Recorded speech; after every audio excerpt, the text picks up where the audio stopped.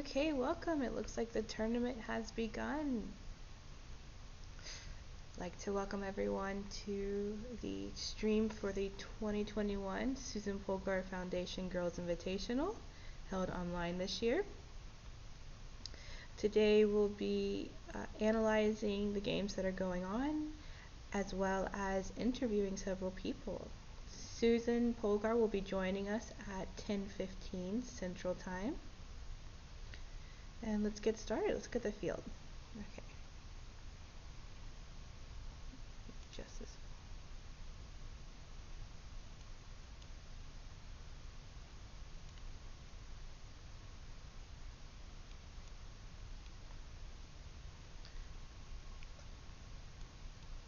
Going to adjust this for a minute so you guys can see the players we have here as well. Or maybe not. Do this one real quick. Still getting the hang of this. Okay. The games are kicking off. It seems like the top section has quite a few people. We have quite a few titled girls as well. It's wonderful. So in this event there are 3 different sections. We have a under 1,000 section, an under 1,600 section, and 16 and above will be the championship section.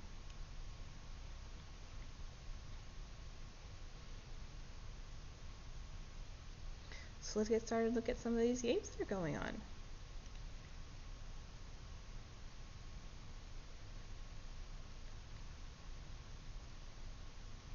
Let's start with the 16 and above championship section. This section is competing for a scholarship to Webster University. Let's see. Let me make sure you guys don't hear that.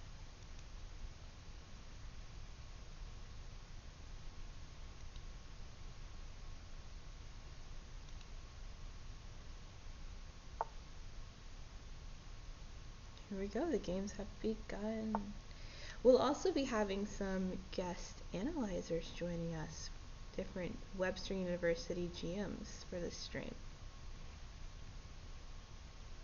If there's any problem with the audio, please let me know so I can adjust it.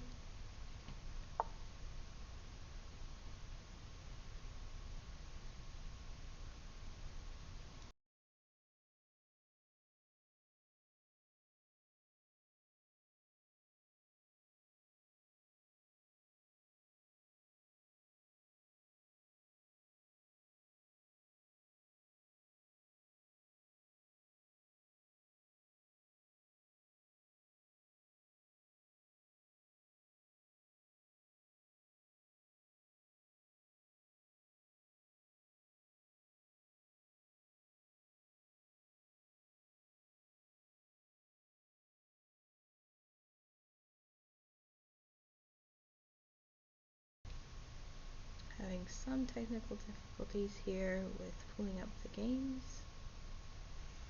Might just be my computer loading a little bit slow, but let's see if we can get this going.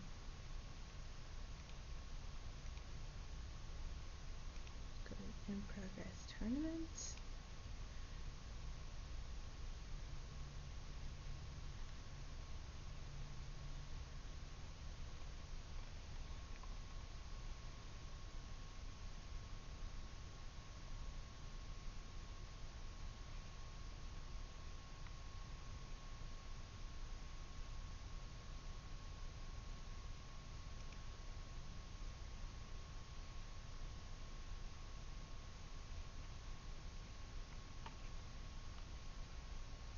Okay, hopefully everyone can hear me okay.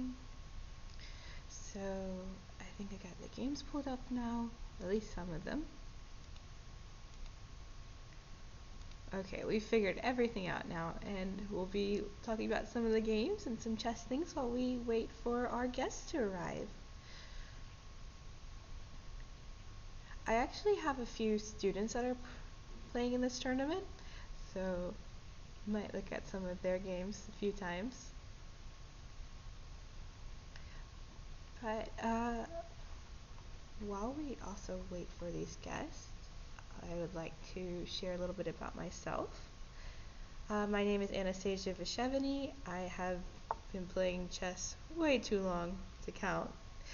I used to be a participant in the Susan Polgar Girls Invitational Tournament from 2010 until 2000.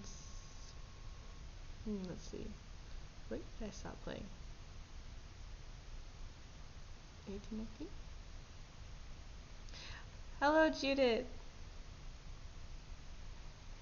Welcome to the stream.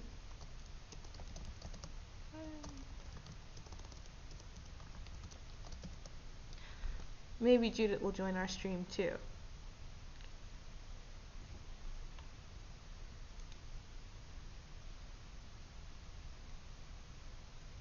Okay, let's try to look at some of these top games as well.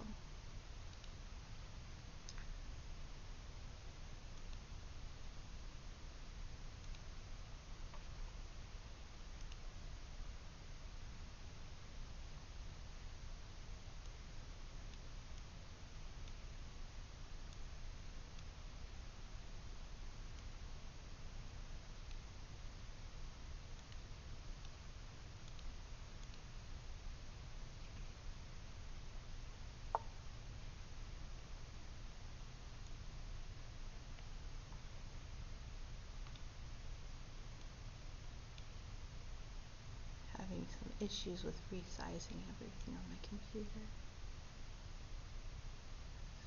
There we go.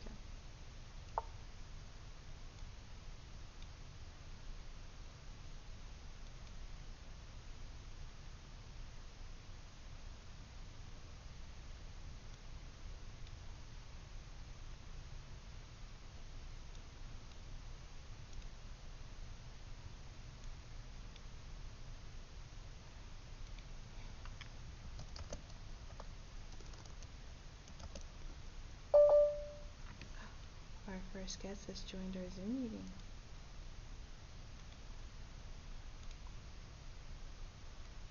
Okay, bear with me everyone. This is my first time adding someone to a stream from Zoom.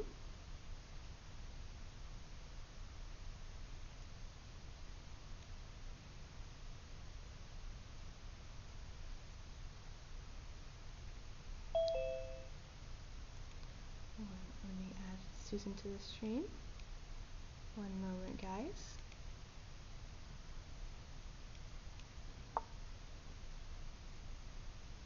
Hello? Hi, Susan. Let's see. Hopefully everything will be good. Okay. Hi, Susan. Thank you for joining us. Can you hear us okay? Oh, it seems she cannot hear us.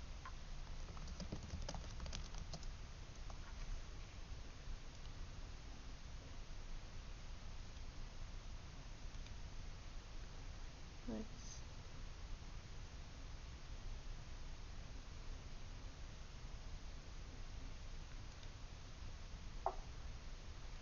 Okay, can you hear now?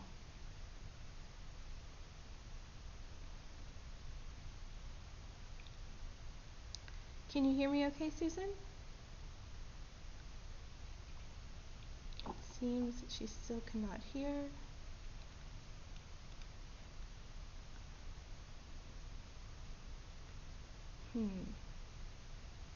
One moment, guys. We'll be right back.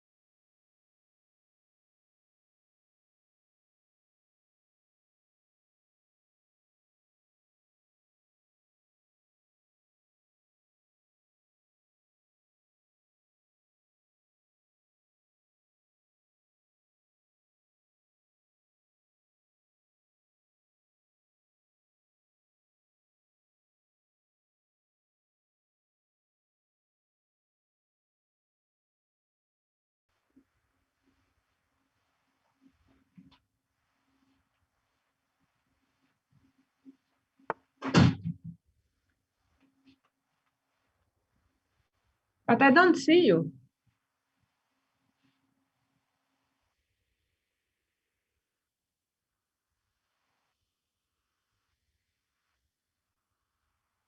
Okay, well, at least I hear you and you hear me. That's a good start.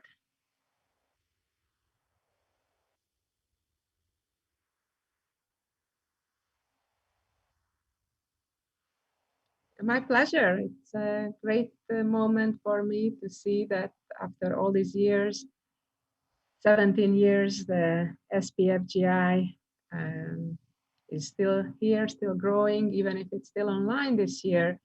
But I'm very happy to give this opportunity to young girls from all around the world. And welcome to all the participants. Many thanks to our sponsors and supporters of the Susan Polgar Foundation, as well as, of course, our partner, Webster University, who has for many years now generously have offered scholarships to the top finishers. So I'm very excited for this weekend, and I'm looking forward to see some interesting games and a lot of fun. Yeah, we're so excited to have you. I'm so excited to be part of this event online virtually. I was just talking about how I had participated in this event since 2010. Wow, that's a long Yeah, time. my sisters and I yeah, still remember vividly the moment when the idea was born back in 2003. And at that time, there was no all girls championship in the United States. And I felt that that's one of the main reasons why at that time the membership of the United States Chess Federation was only under 1% female.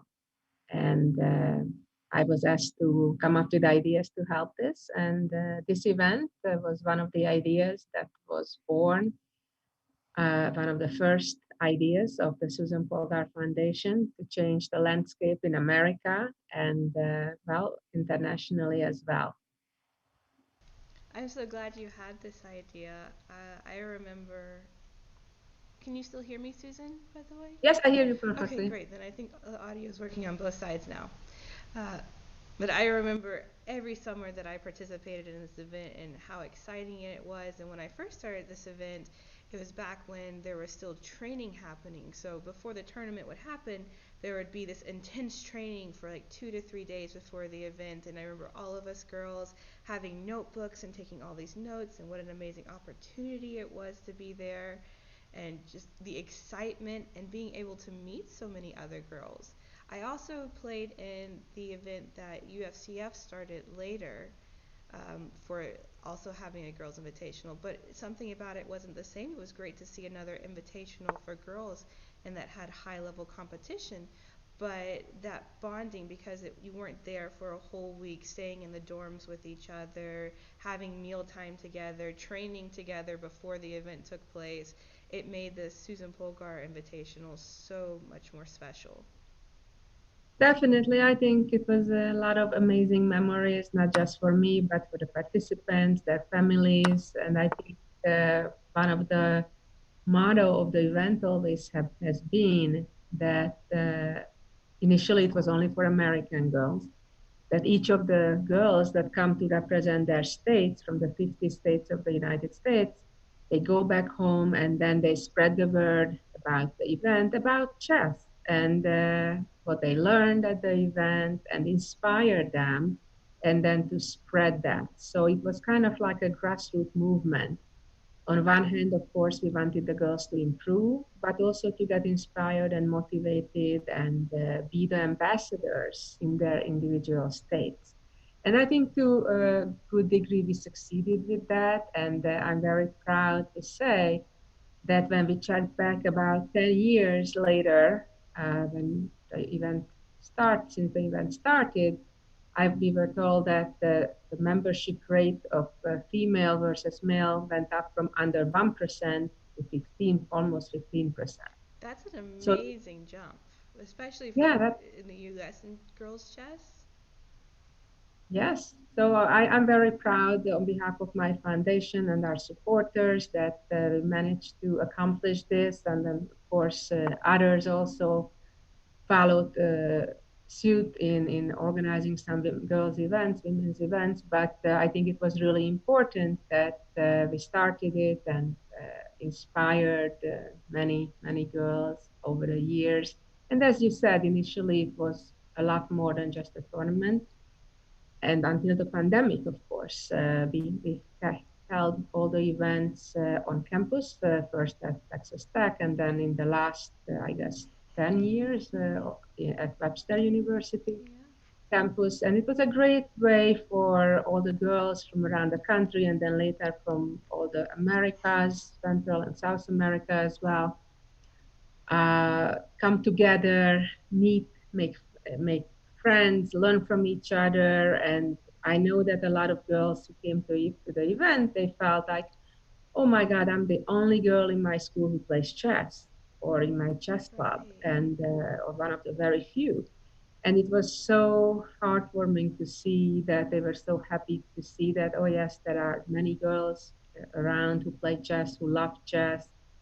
And I think those friendships and those connections and relationships between the participants are just fantastic. And I know Yeah. from the very first event that we held 17 years ago now, some of those girls from the first event are still friends today. They are still are connected and are in touch. And in many cases, they help each other with advice or with That's various connections. definitely true. I can attest to that. I don't think I would have stayed in chess if it had not been for this tournament because I made so many friendships.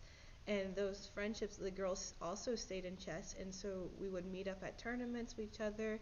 Still to this day, I have several friends that I made at this event and that I call on a weekly basis. Or if something big happens in my life, they're like one of the first few people I call and tell. And we try to meet up at least once a year. And so I definitely it encouraged me to stay in chess, and I built those long term friendships from this event. Absolutely. And let's not forget all the scholarship winners.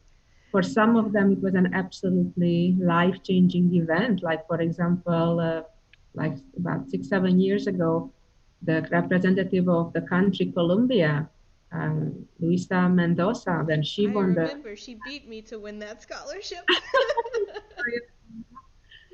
But for her, it was an absolute life-changing event because without winning this scholarship, most likely she would not be able to afford to come to America and study at an American university. And it changed her life. She actually had to take a year off, uh, postpone her studies coming to Webster because Oh, she hardly spoke 3 words of English at the time when she won the tournament. But she wow. took a year off, and all she did was study English. She came back, she passed the English exam, and not only that she passed it, but throughout her 4 years of university, she was straight A student and graduated with summa cum laude That's and went amazing. on to a fantastic career. Yeah, it's really amazing. I told several of my students about this event because I think it's an amazing opportunity for all the girls and it's online this year because normally it's such a high level event and it is invitational only and there's so many girls now playing in each state that it's made it much harder to win an invite to the tournament. And so with it being online and having it open to all the girls who are of certain like if you play 20 games on UFCF and there's the different levels for this tournament, it made an amazing chance for every girl this year and last year to have a chance to say they played in this event and as well as make friends online. I have another student who played last year who made friends from the event even though it was just online and you didn't have that face-to-face interaction. Yeah, that's the amazing part of chess that even we learned through sad times like the pandemic that chess is one of the few things that we can still play and enjoy from our home when we had all the restrictions that we couldn't go to over the board events. And I think that's one of the reasons why actually chess as such has grown so much over the past year and a half. Definitely. So did the game start or not The yet? games have started. Yeah, some of them are halfway through. Some of them are completed already.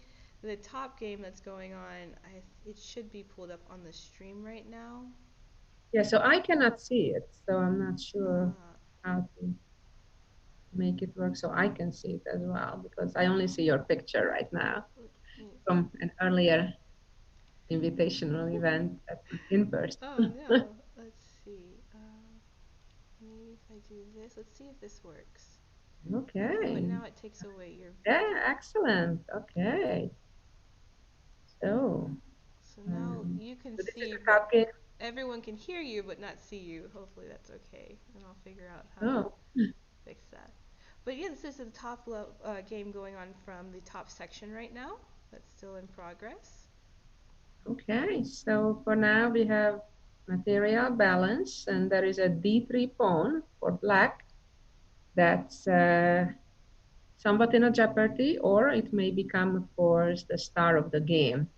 It's black to move right now, Yeah. and it kind of looks like a critical moment because the pawn is hanging, as well as the knight on c6 is hanging. So I'd be a little concerned for black what to do. So one option could be, of course, to trade on f3, knight takes f3. That's one option. Another move I would consider is knight to e5 to protect the pawn on d3, but then I'm worried about the pawn on b7 Right.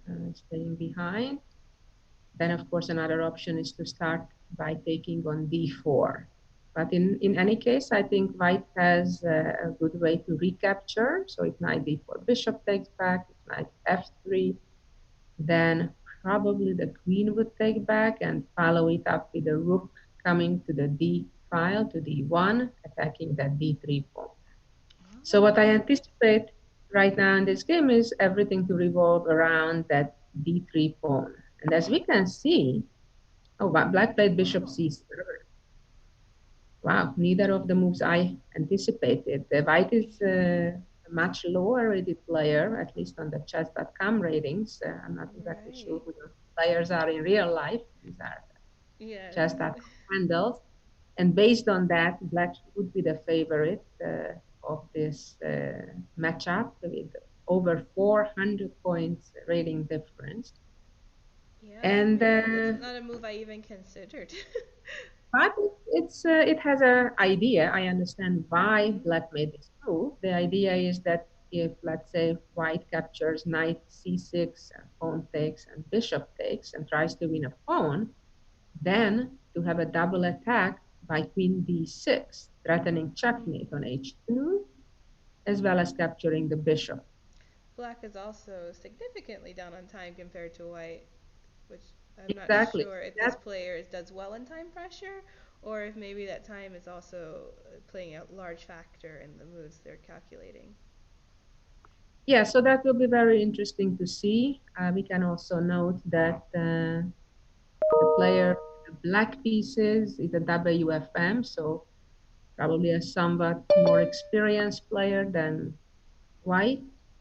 But now this is, as I said, a critical moment for both sides, finding the right road moving forward. Another trick that black has set, in addition to the one I mentioned, Mhm. that if the white bishop takes first the knight on c6 instead of the knight, and white and black recaptures, and then white would try to take the pawn on d3, then that would be a pin problem. Like this is exactly what I was explaining right now. Mhm. Bishop takes, we assume pawn will take back as it did, and now the queen cannot probably take well on d3 because of c5. The Right. pawn would push up to c5 and use the pin. But there are other moves for white. This is one idea. I'm not sure if it's the best idea though. There were other moves I was considering, like knight f5, for example, or some other ideas. But f4, of course, cuts out this queen d6, queen h2 checkmate idea because it locks up the diagonal. So now it's safe to capture the pawn on c6 because there is no queen d6 with a Right. checkmate coming. And probably taking on D3 would be still a blunder because of the C5 again. The queen would be unprotected on the D3 square. That time pressure is also getting much worse for our Yeah, black it's players. getting really, really. I would be scared if I was in this situation. The time pressure is something that always makes me extremely nervous still. One last thing I'd like to mention before you leave us is the amount of title players we have participating in the event online. If you're looking Yeah, at the roster, there's several WCMs, there's a WGM, WFM. So even though it's online, it's still a very strong event, just like when it's held in person.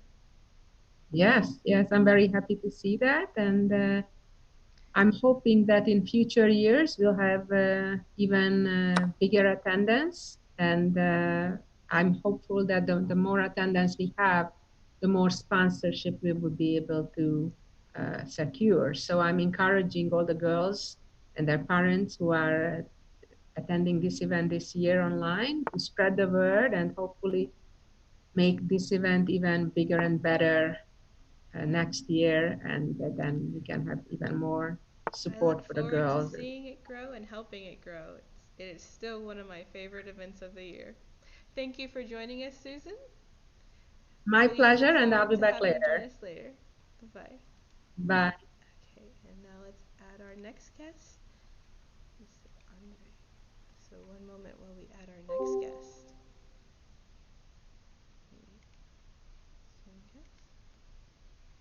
Okay, guys, we'll be adding our next guest momentarily.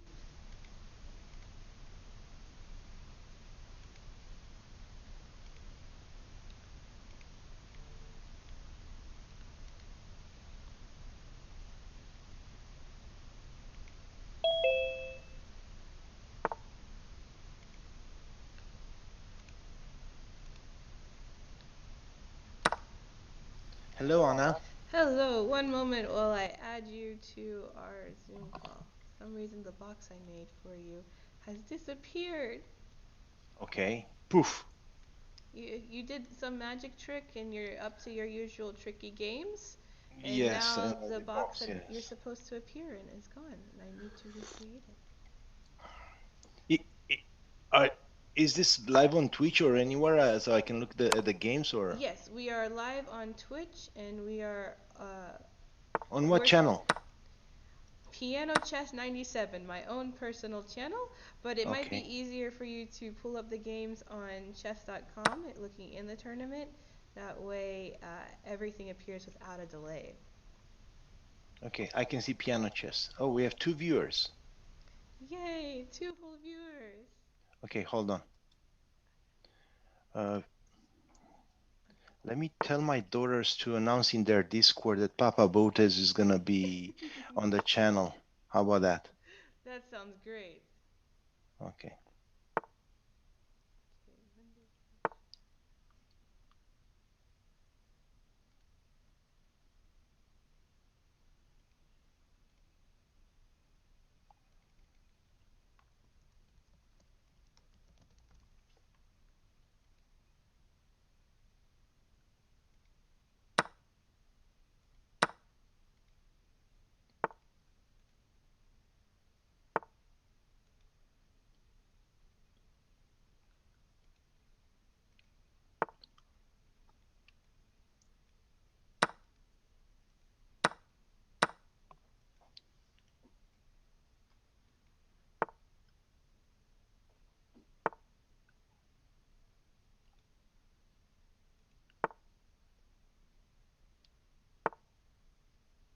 Okay, I can see myself. Yay, I'm just adjusting the parameters. I just learned how to do this morning. Okay. I That's needed your daughters to give me a lesson, but they're so busy and famous now. yeah, that when we have to talk to them, I have to make appointments. Okay, great. You have now been added to the stream. Excellent. I can see that. Black one. Okay. Okay, a lot of Canadians participating in this event. Yes, they heard the good news from their Canadian arbiter. Welcome to our stream. Thank you for joining us. For those of you who don't know, this is the famous father of Andrea and Alexandra Botez. That's a little bit tricky when you say famous. I don't think I'm famous, but let's go for that. For anyone who has attended the girls' tournament in person, you are famous. Okay, yes, yes. Always providing little treats and goodies from Canada for the girls who have not been to Canada before and other places. The person all of us go to ask for help with things. And if girls are too scared to introduce each other, then you always take care of it for them. And you kind of force them to become friends, but in a good way. Yes, they have to realize that while they're playing, they don't have to be friends.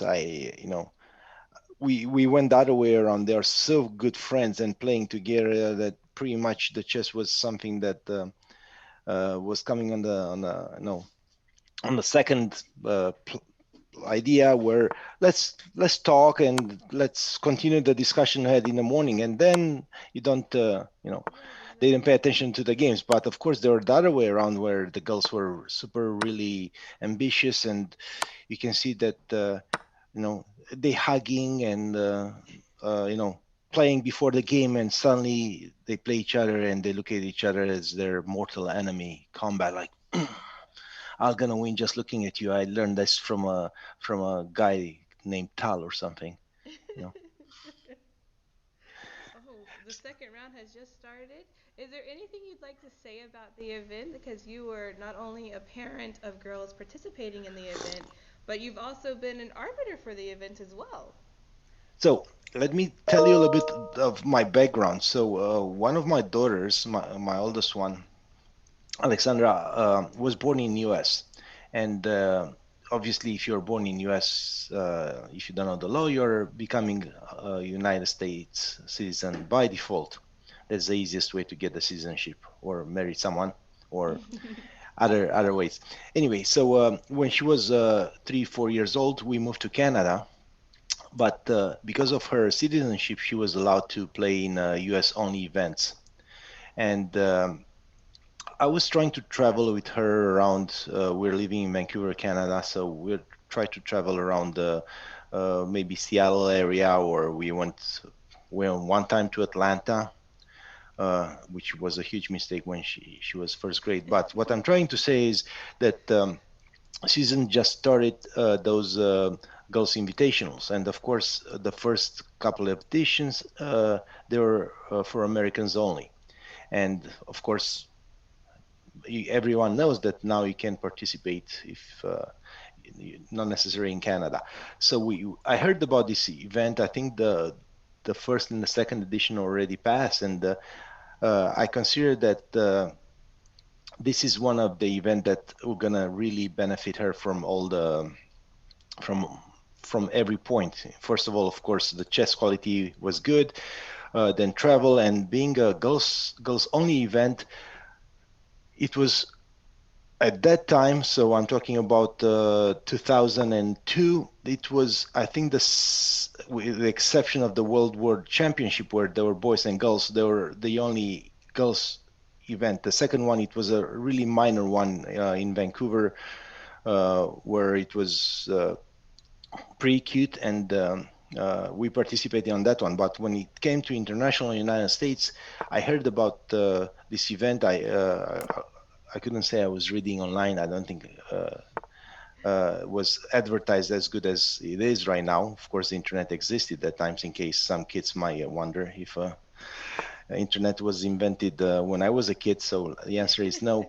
But we came. It was in Texas, and um, I can tell you a story that was pretty interesting. So we are sitting at the breakfast table over there, and I see another. There are a lot of groups already, so my guess is there are a lot of girls that are coming um, together, and they know each other.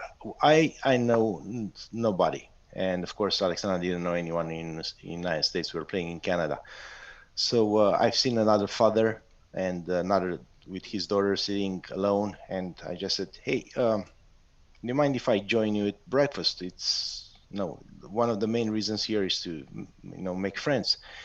and it was a girl, the representative from Oregon, where we live right now, and the girls just clicked together. So it was an instant friendships, and of course, when we moved to Oregon, Alexander already had a friend, and it's not just when we moved to Oregon; it was when we met her to other chess tournaments.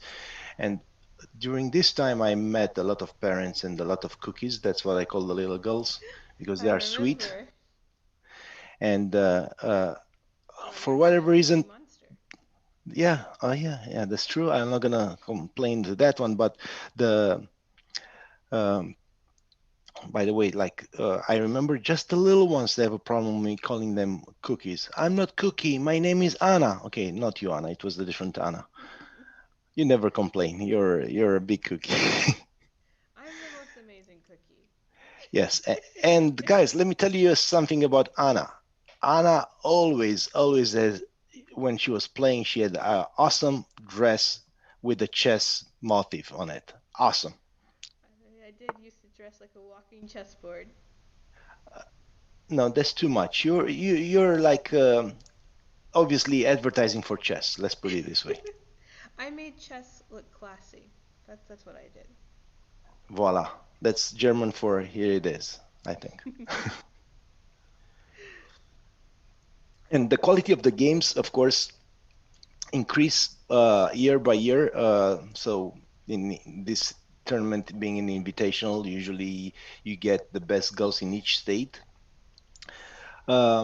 And I noticed as a comparison between this tournament and the US Girls Invitational, I noticed that a lot of strong girls were not participating. I don't want to say they were afraid or anything. They were not participating because the possibility to lose rating exists. So Right. they realized the value of the players in this tournament, and a lot of unknown players because obviously in US Girls Invitational you play just with US, and here you have the great advantage to play with the girls champions from Europe, from South America, from Asia. I didn't mean any from Australia though, on the side. But the chance to play with the girls champion from another continent is huge, and I my my idea is that facing your strongest opposition, it's worth going. It's pretty much like I remember, you remember, maybe you guys know. So when a chess tournament advertising a grandmaster, so usually for that reason, grandmasters are gonna have a free entry, and Yep. I'm told they totally deserve that, right? So they advertise the grandmasters, and every player that I met that played in that tournament and got paired with the grandmasters, round one, round two, later on you have to be really good. Uh, and obviously they lost. I said, I just play a grandmaster. So, you know, the for them to play in that tournament, doesn't matter they won the prize under 1200. The fact that they got destroyed and they played with the grandmaster in round one, that was the most important part of the tournament. And getting back to the grandmasters and title players and so on, we did not have any girls grandmasters playing in a tournament, but we were surrounded by grandmasters. So for girls that are playing online, and by the way, one of the cookie that is my favorite is playing right now with the white side. So if you guys don't know Mali, uh, playing with white right now on the board, she is one of the top three Canadian women's players. Even she's still in high school. She Wow. she Congratulations to her. Oh yes, and wait, the best news is coming. So she won the Pan American Women's Championship. So Oh, really? she that's why she got the title Woman Grandmaster. You can see that her rating it's not 2300, but when you win North and South American Women Championship for women, you get this automatic title. And with that title, she qualified for the World Cup that is gonna happen soon in Russia. So by default, she's gonna be invited as a continental champion. So she participated before in the tournament, and if anybody taking bets, I'll bet on her. A cookie, of course. Sounds Don't great. get For me some wrong. reason, your video disappeared. All your fans came, and then your video disappeared. So we're gonna blame your fans while I re-add your video. Okay. Okay. They crashed the stream. Too many of them came for you. Oh, no, they're not mine. Okay, let me try this again. Hey, Judith. Now I'm reading the chat too. I apologize. I have the full frame. The Sasquatch is calling me dad. Yes, if you're a cookie, I might be your daddy. If you're a chess player, so I'll act like, if you need stuff. Oh, Ace of all threats. Hello, hello. I can recognize some of the names of the Aka, some of the names from the people watching the stream. Okay. I don't have to plug it, right? Yay! You're back!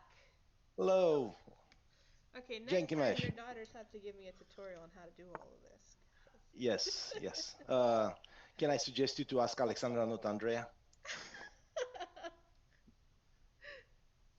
Usually, Andrea is the one that is succeeding in crashing the stream, but she's getting way better, way better.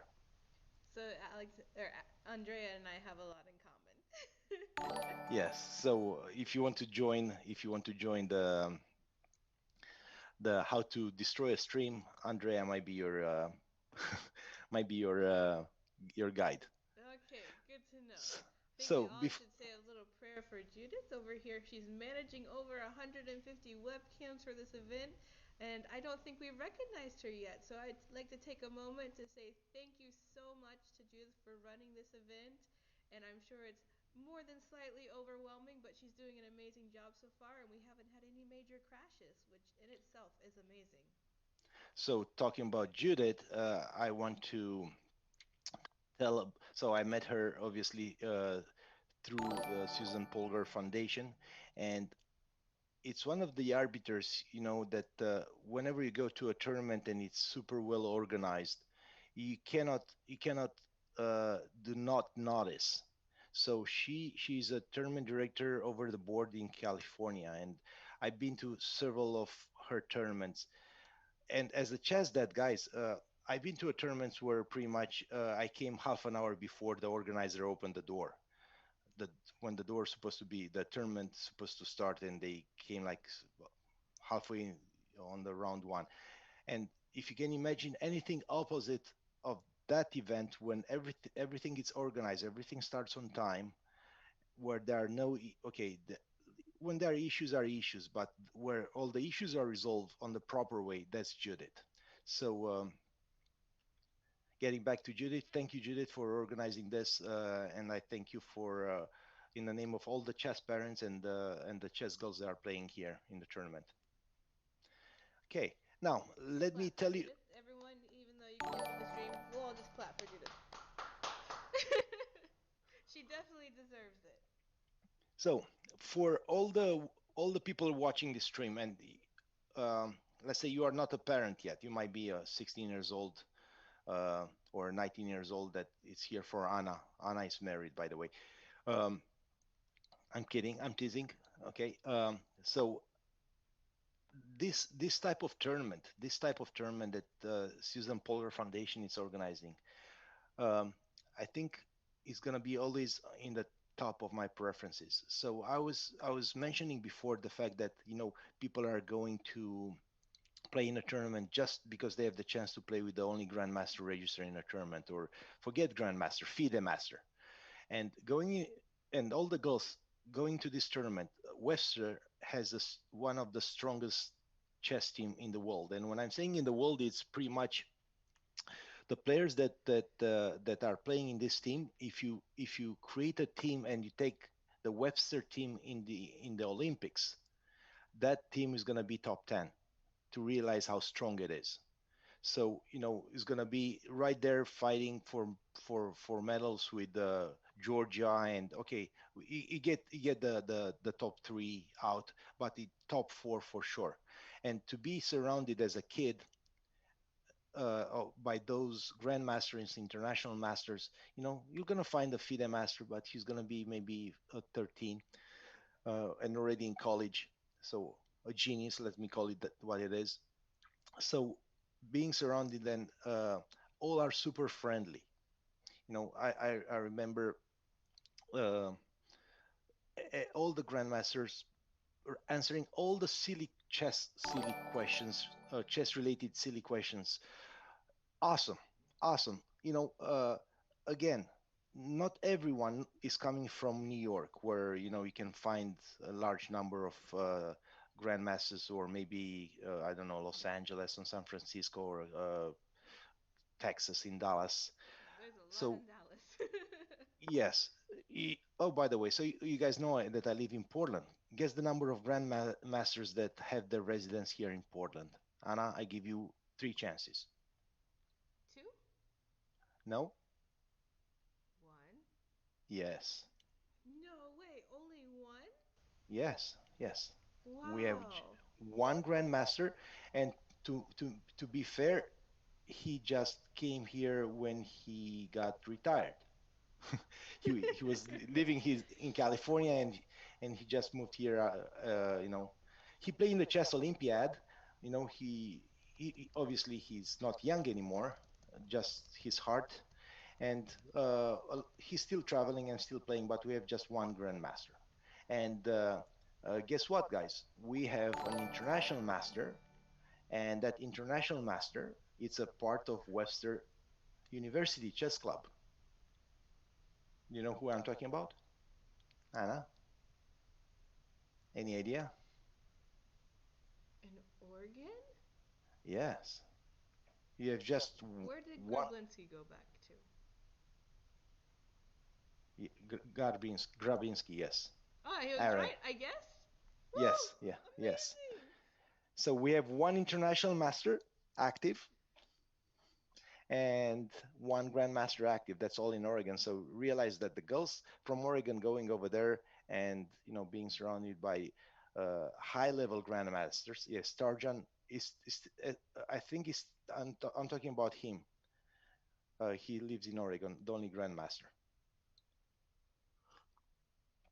And one of the features that this tournament have while you are there at Webster is that you go over there and you are rated, let's say, like this Pillsbury Bindi 1858, and every game that you have, or if you are 1200, you have your game analyzed by a grandmaster, which is awesome. Yeah, Okay. it really is. I remember from participating, one of the really cool things was, so when I was coming up as a chess player, when all you do is chess and music, you get crushes on chess players too.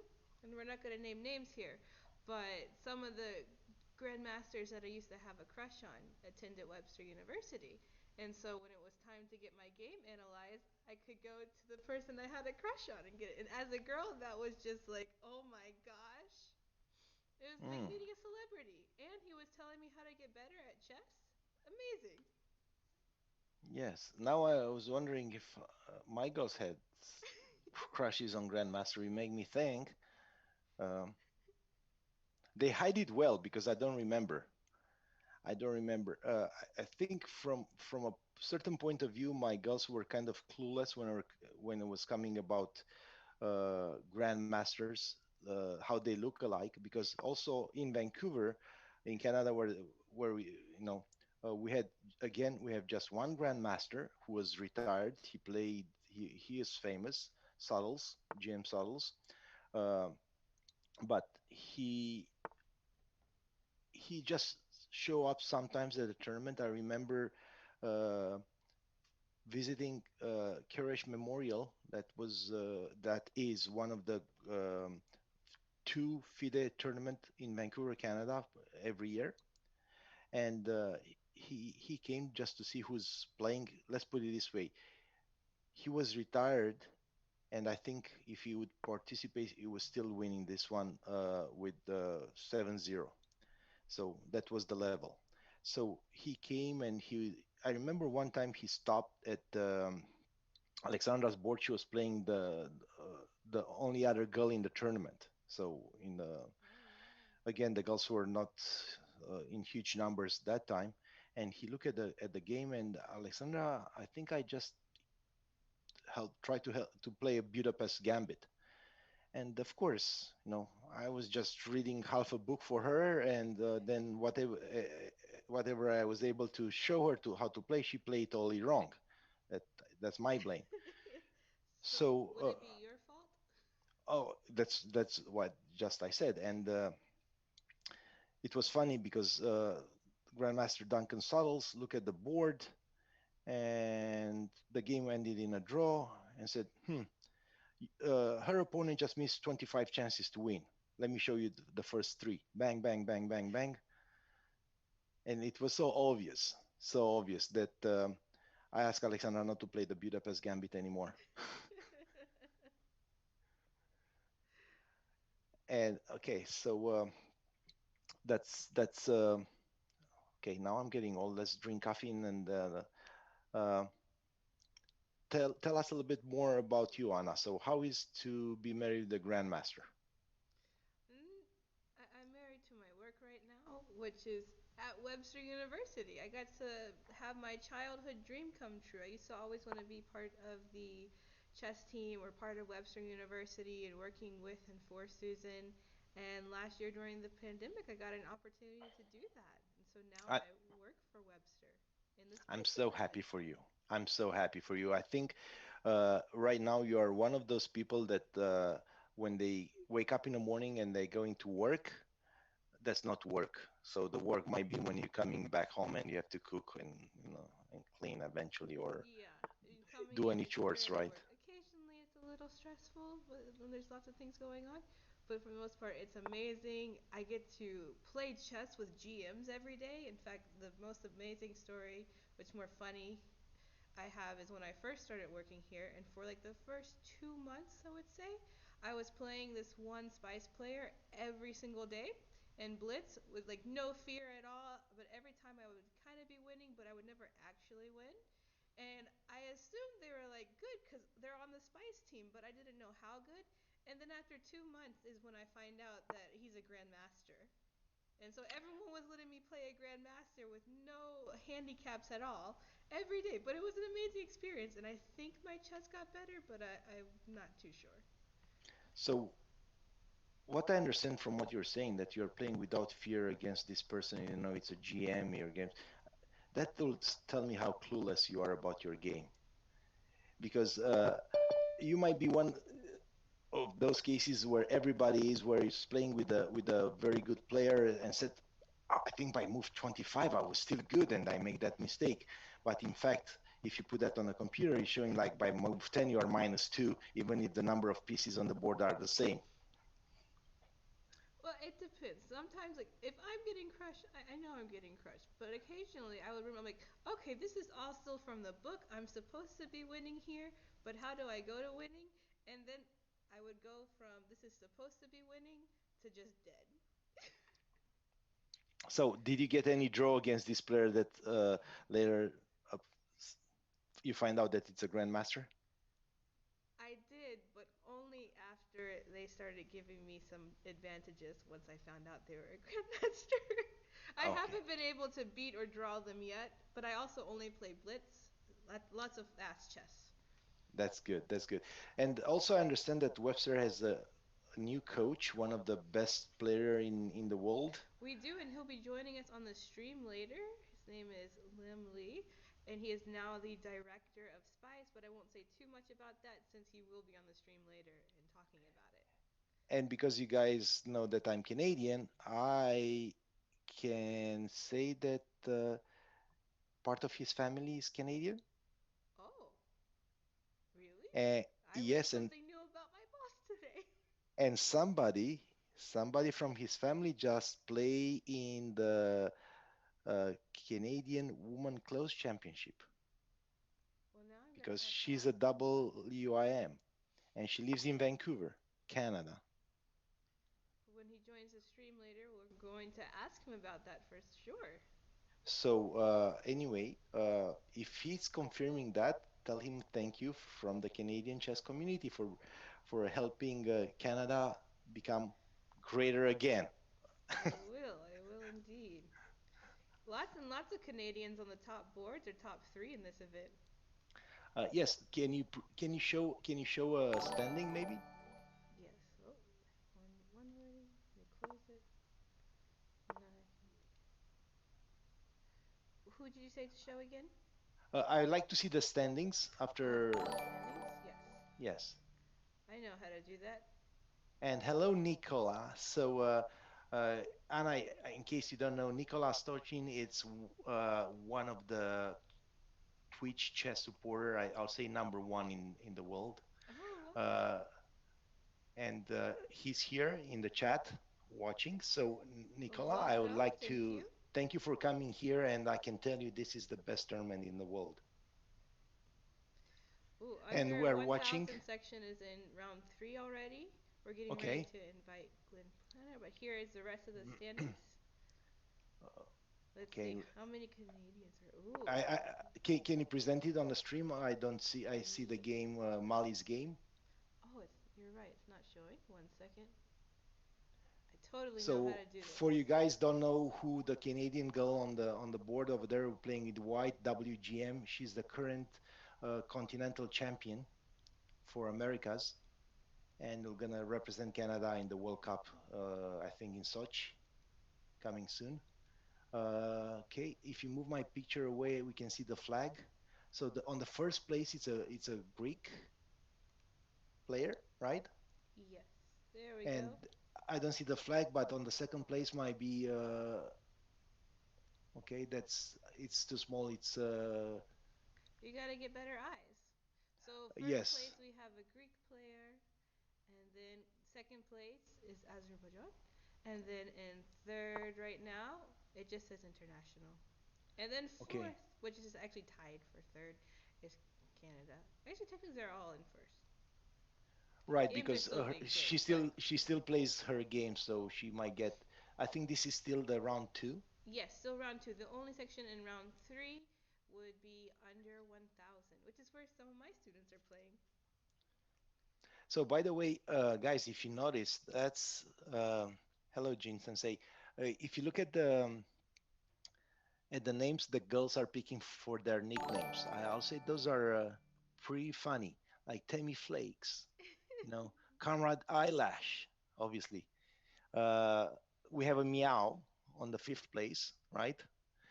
Jessica decided to put her name. Why not? And then Japalat Padapa. I'm not sure that might be her name or not. The I'm not names are gonna. amazing. I like this penguin one. In fact, I wanted to make my channel Pinguana because I really like penguins, and so I wanted to make it a combination of penguin and Anna.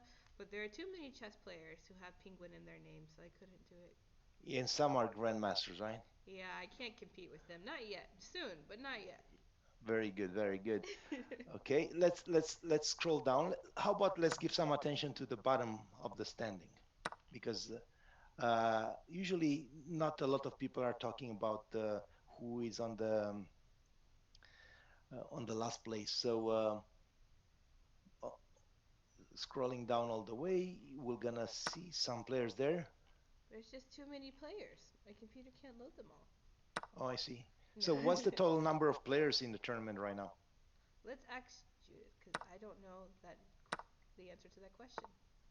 Judith, are you still there? Can you help us with how many are in the tournament as of now? And eventually some Oh stats, wait, I have Judith, if you have them handy. If not, it's okay. So pretty much, how many players and how many countries are represented in the tournament.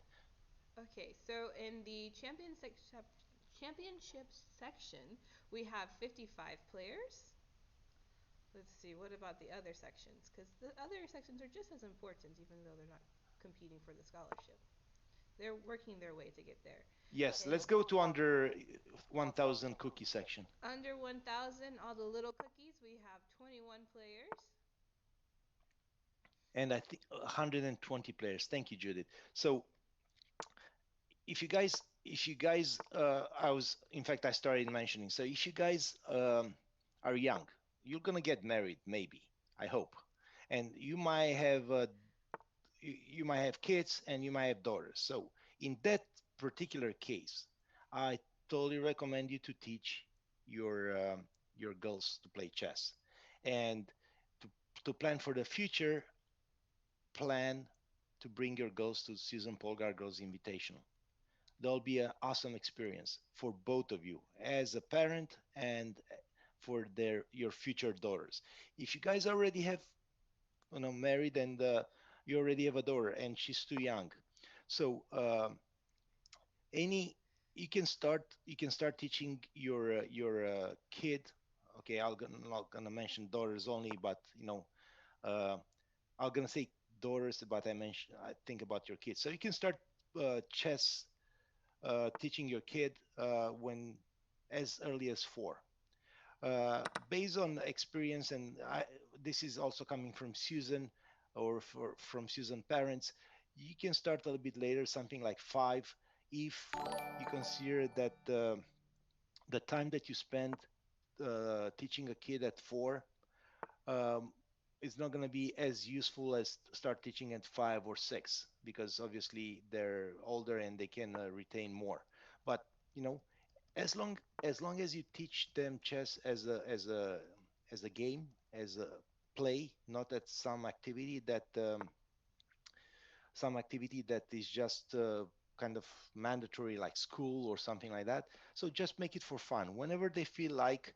uh, that's the way to start. So you know through a plastic board, and if it's a girl, might help if it's more colorful, because um in general, the girls and the ladies, the women, they have more taste than us, and they appreciate more color in life than the white wall. So you can notice maybe behind me, I have 2 ounces. I didn't do that.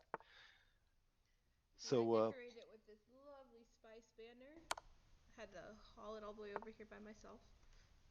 yes, it was designed by a girl or by a boy. Do you know? Uh, Not certain, but I know one of our logos was designed by Tori Whatley, who you may or may not remember as Yes, I a remember past Tori, participant in Susan's event, who also went to Webster University after aging out of Susan's invitational tournament. and she was one of those girls dress uh, top notch all the time. So yes, I remember her. Absolutely amazing. Well, Uh, I think our Mali Canadian is winning here. WGM is under time pressure, but holding strong. Yes, but also she had 2 more pawns, Yeah. and one is going to be a queen, right? Yes. Very And amazing. See me when I'll I'm say under black time can pressure. resign right now. When I'm under time pressure, I always crack. It's the worst experience ever. So congratulations to her. I'll say rook f3 right now, and it's over. Did you What predict it happened? before? Oh, look. Rook F3. I guess the move. I guess the move. High five to you. We're now going to invite our next guest and kick you out. Okay, so I would let the viewers still watch. So guys, keep watching, and if you can cheer for my Canadian cookies, I appreciate that. Uh, We're gonna kick Cookie Monster out now, but you're welcome to come back later and join us. it's in Portland. They announce it. They announce record heat coming. So I have to find some body of water. Oh my gosh. So Stop it's with the gonna cold. be 111 or 117. Never happened in Portland. So Oh my gosh. That's as if you hot as it was in Vegas last week for the tournament. yes. Oh, you've been in Vegas. Nice. So, Anna, thank you very much. You're a wonderful host. I don't want to let anyone waiting for the to join the stream. Guys, continue watching this tournament. I'm gonna do it on the side. I'm gonna make some comments. So please, stay on this channel. Don't change the channel like they said on TV. And thank you for joining. And go Canada. Okay. Thank you for joining us, Papa Botez, and we'll see you again later, hopefully. And don't die without the water. Please go find water. Thank you. We'll be shipping Okay. it to you if you can. Bye, Bye bye. everyone. Let's kick him out and admit our next guest.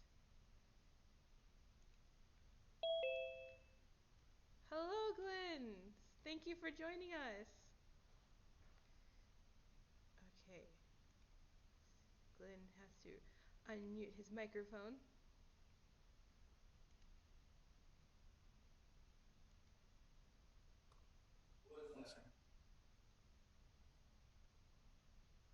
Okay, while we're waiting for Glenn, let's go back to the game since the ones I had pulled up are now over. We'll also be having a Webster GM helping us analyze in a little bit. For $100? No, I will gamble his life for $100. Okay. Different. Here we go. Championship section. Ooh, championship section still has one game going on. Oh, White's gonna win this one.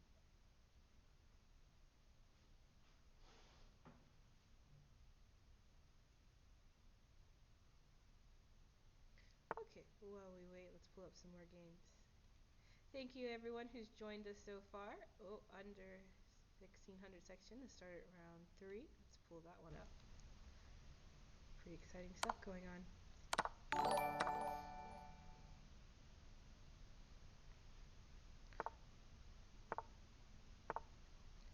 It's pretty fun looking at these games and seeing the students that I know. So the player playing white here, I've met her at tournaments several times before. So that's cool to see her participating in this event.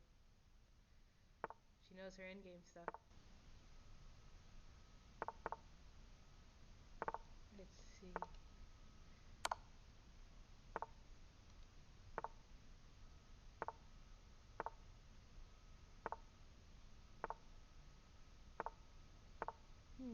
It says that Glenn is unmuted, but we cannot hear him yet.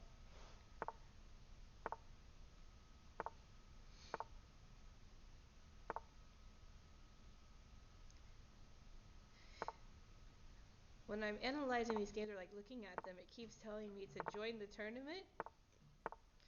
Wouldn't that be fun? Sadly, I'm too old. Need to mute this. Okay, that was the last game. The championship. Now all of them should be in the next round. Here we go. Hi, Anna. Can you hear me now? Yes, we can hear you, Glenn. Thank you for joining us. Oh, thanks for having me. I was really excited to be on today. So great to see you. Didn't really get to see you much last week. Yeah, I was running around, but it was worth it. We really had a great event. Okay. So for those of you who don't know, this is one of the most amazing tournament directors and arbiters, Glenn Planner. I don't actually know how to say your last name properly. Normally, that's the problem with your last name. This is true. Mine, just Panner, just as it looks. Tanner. Okay, perfect. Nice and easy. You want to switch? Then people can say my name. I'm not even going to give it a shot. For those of you who don't know, my full name is pronounced Anastasia Vashevny, which is the American pronunciation, and then the European pronunciation is supposedly Vijivani, but I don't know for certain. Okay, Glenn.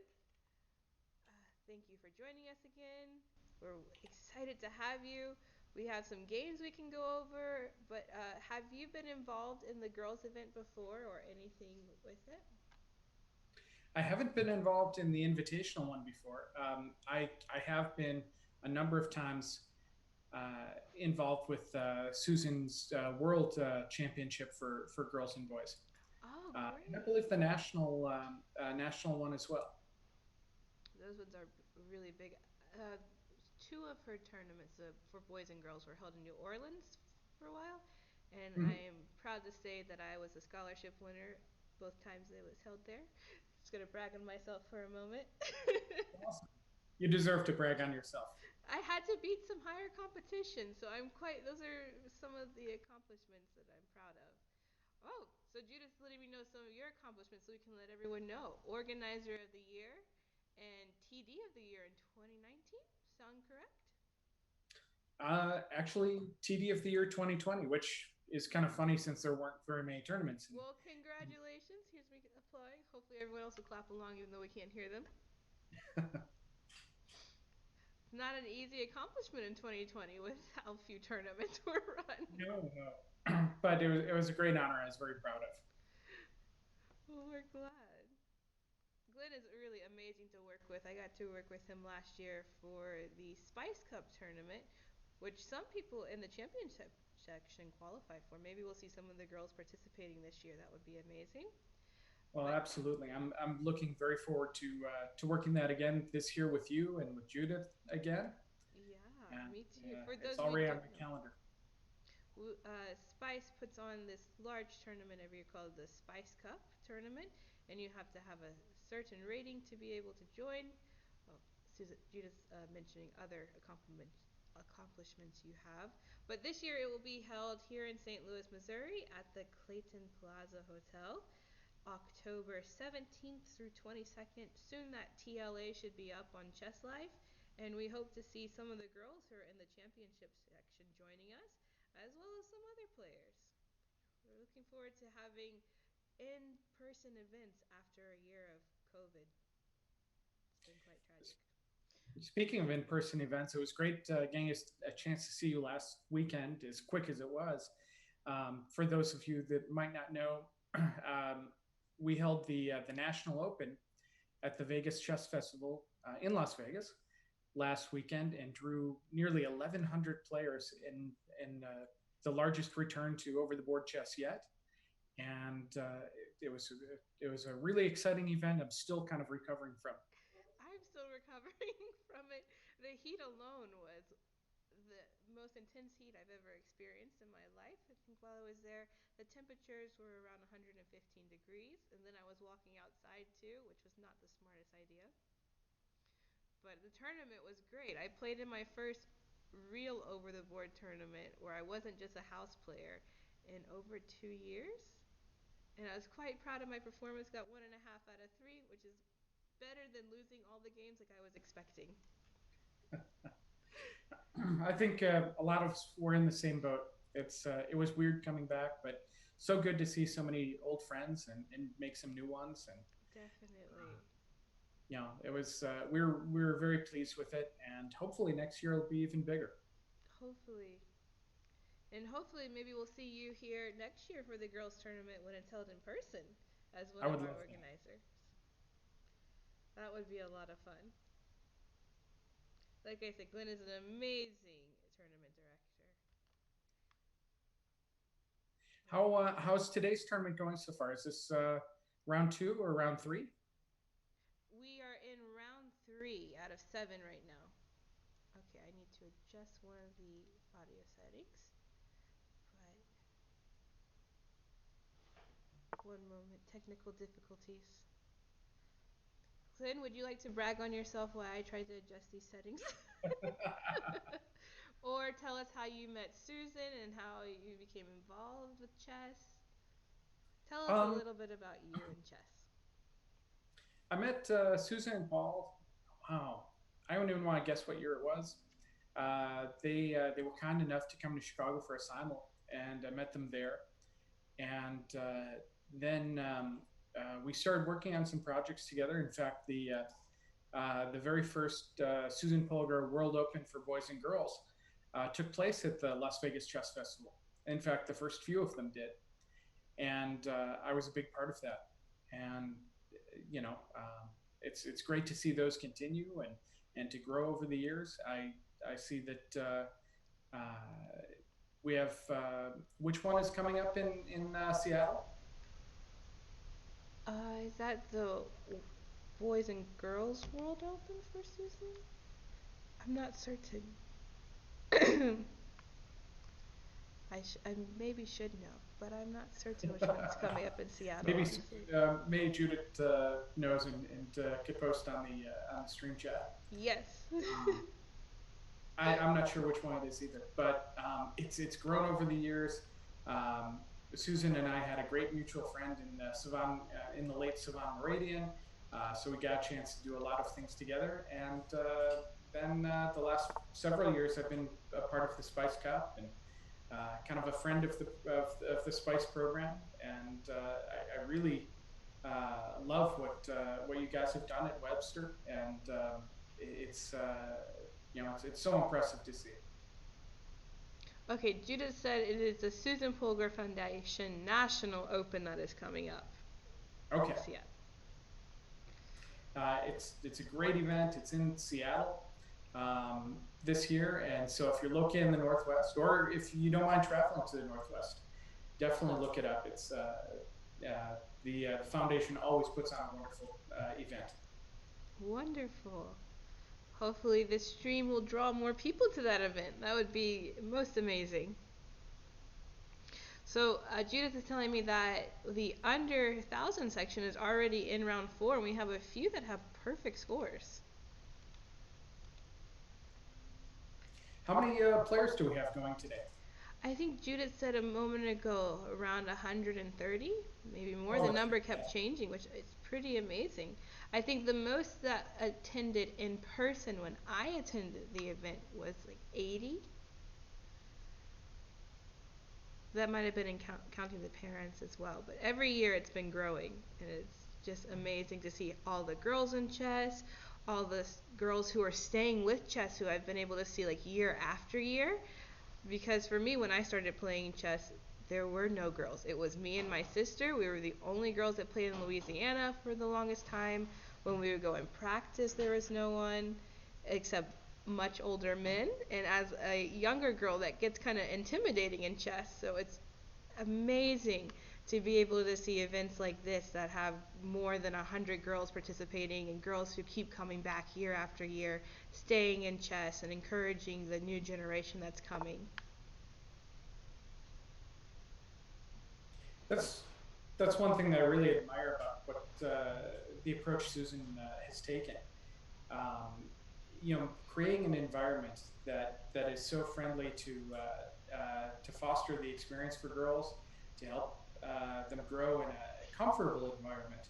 I think one of the differences of the events that she's run, at least the ones in person that I've been to, is there's a real sense of camaraderie. There's a very big social aspect to it, and Anna, you've played in those. Is that something that you felt playing in those? Yes, it definitely has been. Hopefully later, excuse me, some of the chess was my big social outlet because I was homeschooled and I mainly focused on music, and then I also brought into chess and focused on chess and music. So for social, it was the chess tournament that made me most of my friends and that I have my long-term friends from. So hopefully later today, one of my friends, Stephanie Ballum and Tori Watley, will be joining us. Tori Watley used to participate in this girls' event from I think either 2008 or 2009 when my sister and I started. And so we've grown up together, and then she got a small scholarship to Webster and then decided to go to Webster and be part of the Spice team. So it's just amazing the opportunities that this one girls' event led to. Now that's one thing that is wonderful as the boom of chess that we've seen through online play has occurred, that you just can't replicate online. That it's great that we're getting back to over the board. Right. A lot of people are surprised. I teach chess as well, and when you get a lot of beginners and you explain to the parents how social an activity it is, that you'll meet a lot of people, and through it, that's something that's it's very understated.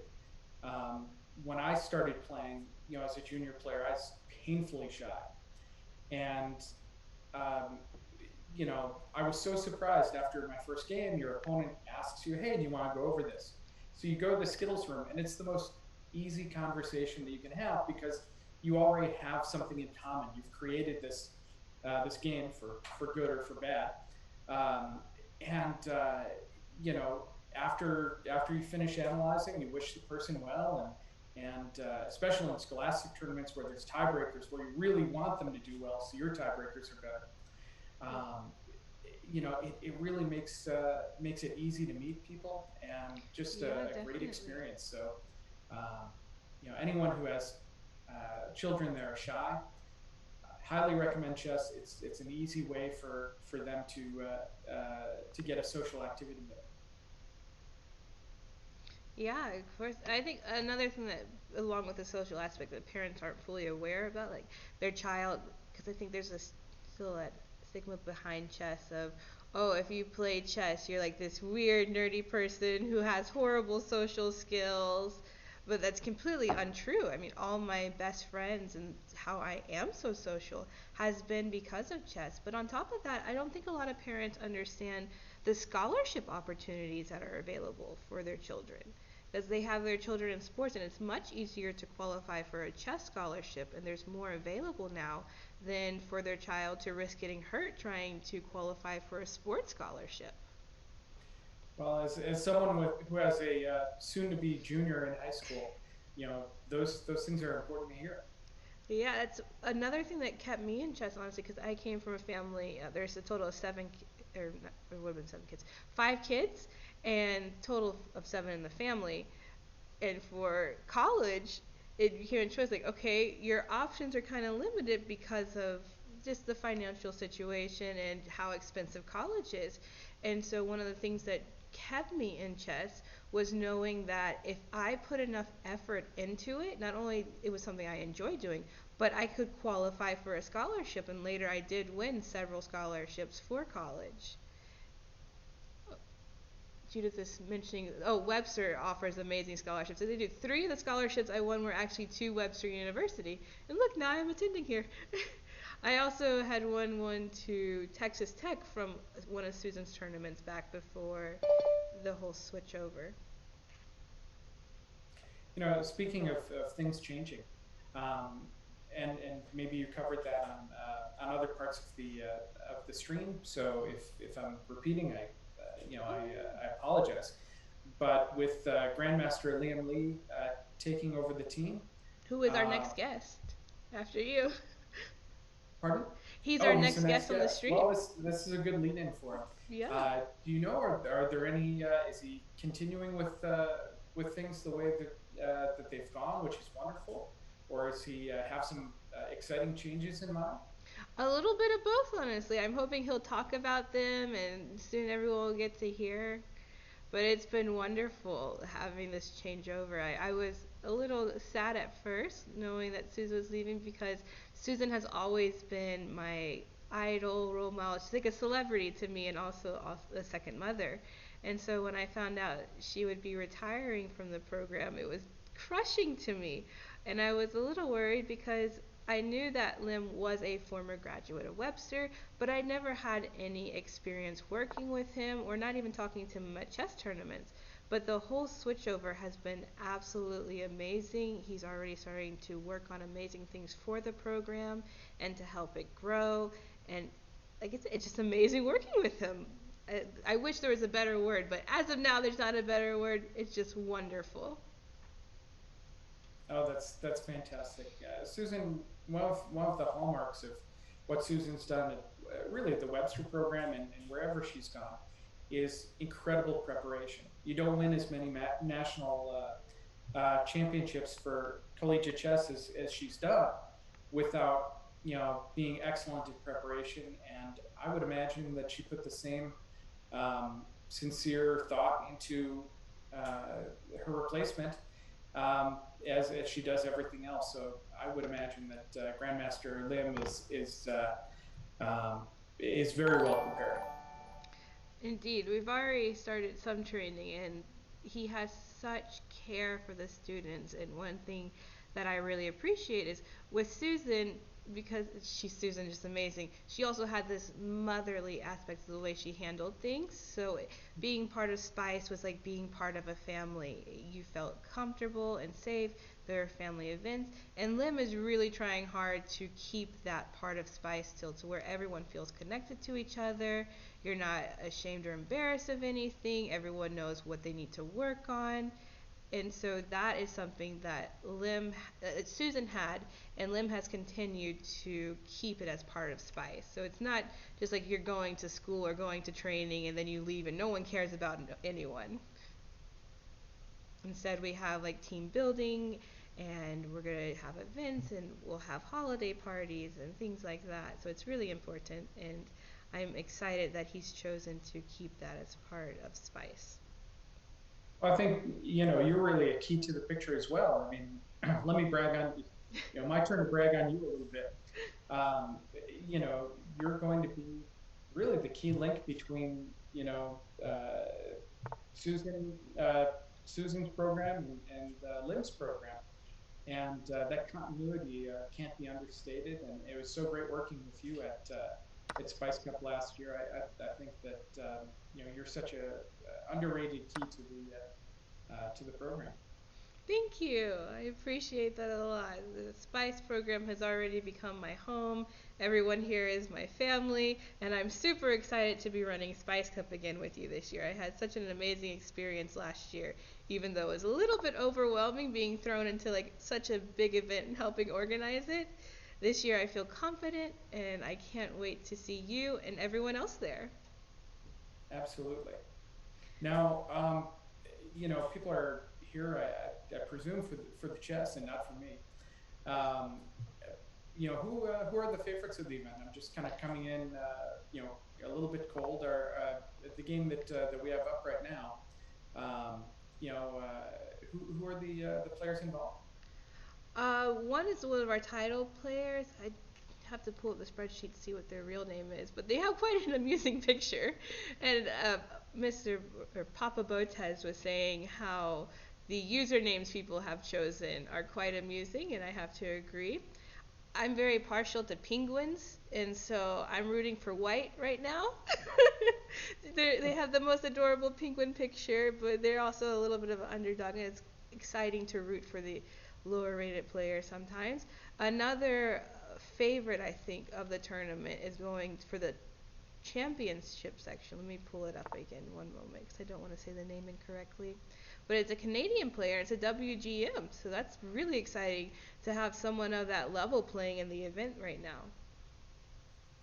I know that in the chat a little bit earlier, Papa Botez was saying, well, maybe that's one of the great things about having the National Open event in Seattle is the possibility for more Canadian players, which I would absolutely love to see. Yes, exactly. Sorry, Glenn, but I have to admit Liem into the meeting because Absolutely. he has a limited time frame and we really want to have him on the stream. Well, thank you so much for having me, and Thank I you look for forward to seeing you joining in person us. soon. And thanks. It's good luck on a wonderful event. Thank you. Can't wait to see you at Spice Cup, and hopefully you'll be here organizing this event with us next year in person. Absolutely. Sounds great. Thanks for having me on. Thank you. Goodbye, Glenn. Have a great day. Bye. Let's see. Okay. Let's admit Grandmaster Liem Lee, the new director of the Spice program. Okay. Welcome, Liem. Thank you for joining us. Hey Anna, thank you for having me. We're so excited to have you be a part. Actually, you've come up in several of the conversations today with our different interviewees. So, for example, when Mr. Botez was on the stream, he mentioned that you have a family member who is playing in Canada and is a WIM, a female player. Yeah, she's my sister-in-law. Oh, wow! Yeah, my brother is my first coach, and he's an IM now. He's living in Canada, and his wife, she's a WIM and also living in Canada. And I think they playing chess there from time to time. Wow, congratulations. We have quite a few Canadians in this event, which is also why the topic came up. Okay. But for those of you who don't know, this is Grandmaster Liem Lee. He is now the new director of the Spice program. He's also a very accomplished chess player who's still playing in top level competition. So there's probably a lot more about yourself you can brag on than I can. Anything else you would like to add to that? Like your most favorite accomplishment for yourself, or something you want everyone on the stream to know about you? Or the Spice program. Sure, yes. So I've been playing chess professionally for so many years, and my best achievement is the World List Champion in 2013 in Russia. So that has been my best, and I have been in the top 40 in the world since 2011. So earlier this year, I actually just last month I started this job at Webster University as the director and head coach, succeeding Susan Polgar, who is my great coach and um, mentor for this position. And I took over that position, and I'm working with you, Anna, and our students here at Webster and trying to help them improve at chess. So there are a lot of new things for me to learn from this job, but so far I'm really enjoying it.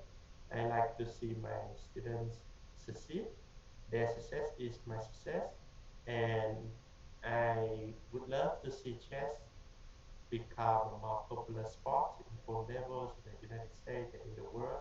And I think the this event created by Susan and helped by all of you guys here today is a great is a great opportunity for girls, for children, for everyone to share our love for the game. And I would really like to see more and more events like this in the future.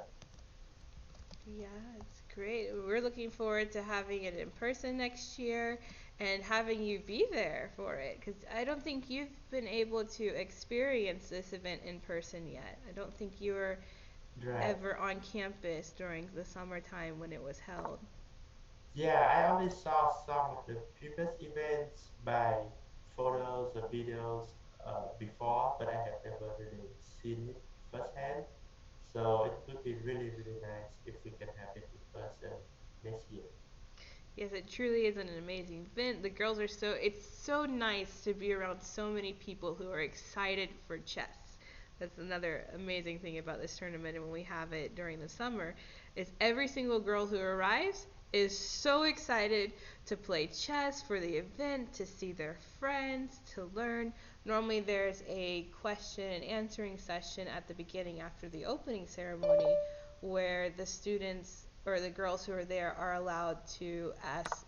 In past it's been GM Susan Polgar and past alumni like Alexander Botez, different questions about life and chess. So different how to improve questions or how did you get through something like this.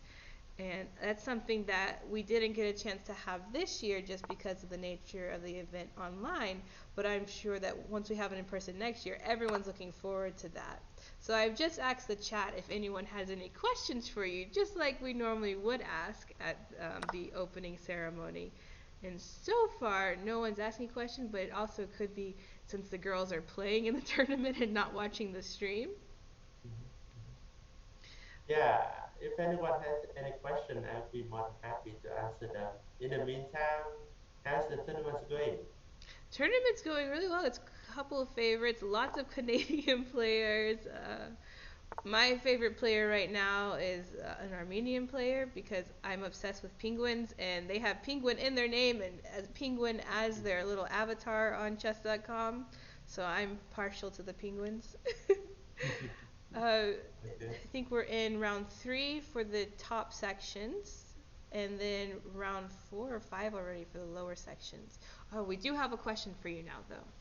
Please Okay. ask Mr. Lim to tell us about how a player of your level is seen back in Asia, including being one of the players on Forbes magazine cover. Oh, wow. So how do they Uh, view you back home or in Asia?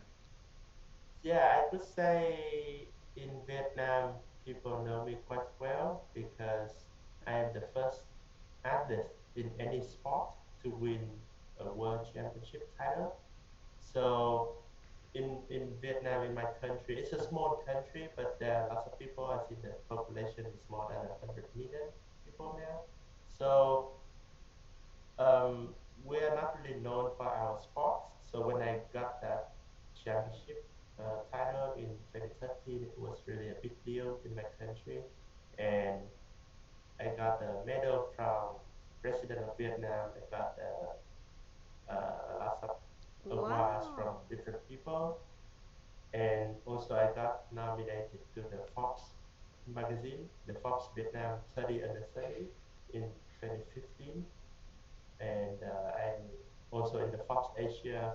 So lots of interesting experiences with chess, thanks to my achievement in chess, and I think that in a way it's very encouraging to me to try to go further in chess, try to achieve the best I can, and it's also more than myself because it shows that if you put in the good amount of work, your you can achieve more than you can even dream of.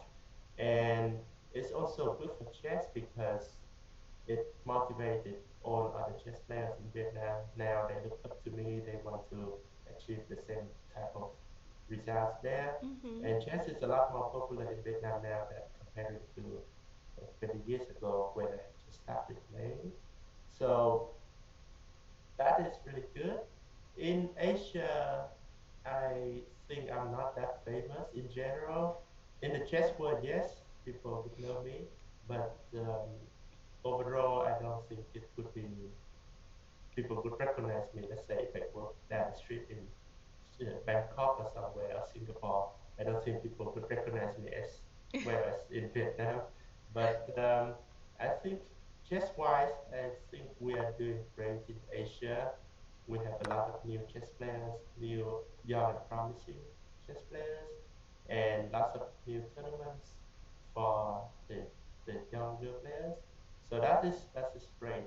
Back when I was starting chess, I remember maybe there are like 3 or 4 rated FIDE rated tournaments a year Wow. in Southeast Asia. So not that many opportunities for you. But nowadays, in even in Vietnam, there are like 3 or 4 rated tournaments a year. So and you can travel to Philippines, Singapore, Indonesia, and play a lot of tournaments there. So that has been really good for chess. Great. Would you say that your success in chess has been the same for like chess growth in Vietnam as Susan's chess has had an impact on like girls chess in the Americas? Like do you think they're comparable at all? My impact on chess in Vietnam Yeah, like comparing how to you've Susan. mentioned how chess is like more popular, more people are playing, and I know that Susan's success has definitely had an impact and caused chess within the U.S. to grow. Would you say that it's comparable, the chess in the U.S. in female chess like growing because of Susan, and the chess in Vietnam growing because of your success? I think so. Yeah, I would like to think so because I think it's a lot of people know about chess since I won those tournaments. Hmm. So the newspapers wrote about me. People, a lot more people play chess. The parents push their kids to schools to learn chess. So it has been my dream to make chess more popular, not just for not just because I want to get the next title or I want Vietnam to get the next title, but also because of educational benefits. I think the more students, the more kids play chess, the better it will be for all of for the society or in general because chess has so many benefits, right? To teach Yeah, students it how really to think does. critically, how to deal with pressure and time management and all of that. So yeah, I do think that in the last few years I did play a play a part in making chess more popular in Vietnam. And by the way, I have one memorable experience to share with, and I think it's very related to Okay. our event today.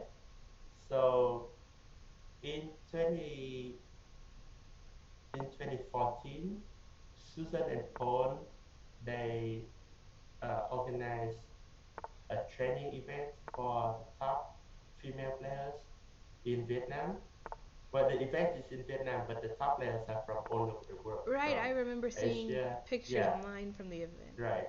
Yeah, Susan is the chair of the women's chess committee in FIDE. I Hmm. think she still is now. Yeah, and back at that time, she organized that event and she invited a lot of young players from, I think, Uzbekistan, Kazakhstan, uh, some from Europe also, and there's a couple of girls from Vietnam too. So she organized that event in Vietnam, and it was a great success. I helped her a little bit with the logistics and organizing stuff. But yeah, that was a great success. Lots of people learned about chess then, and the interest in chess really, really improved thanks to those events.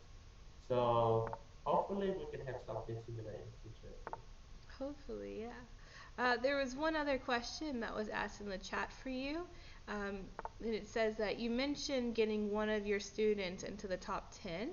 How long do you think it will take to achieve this goal?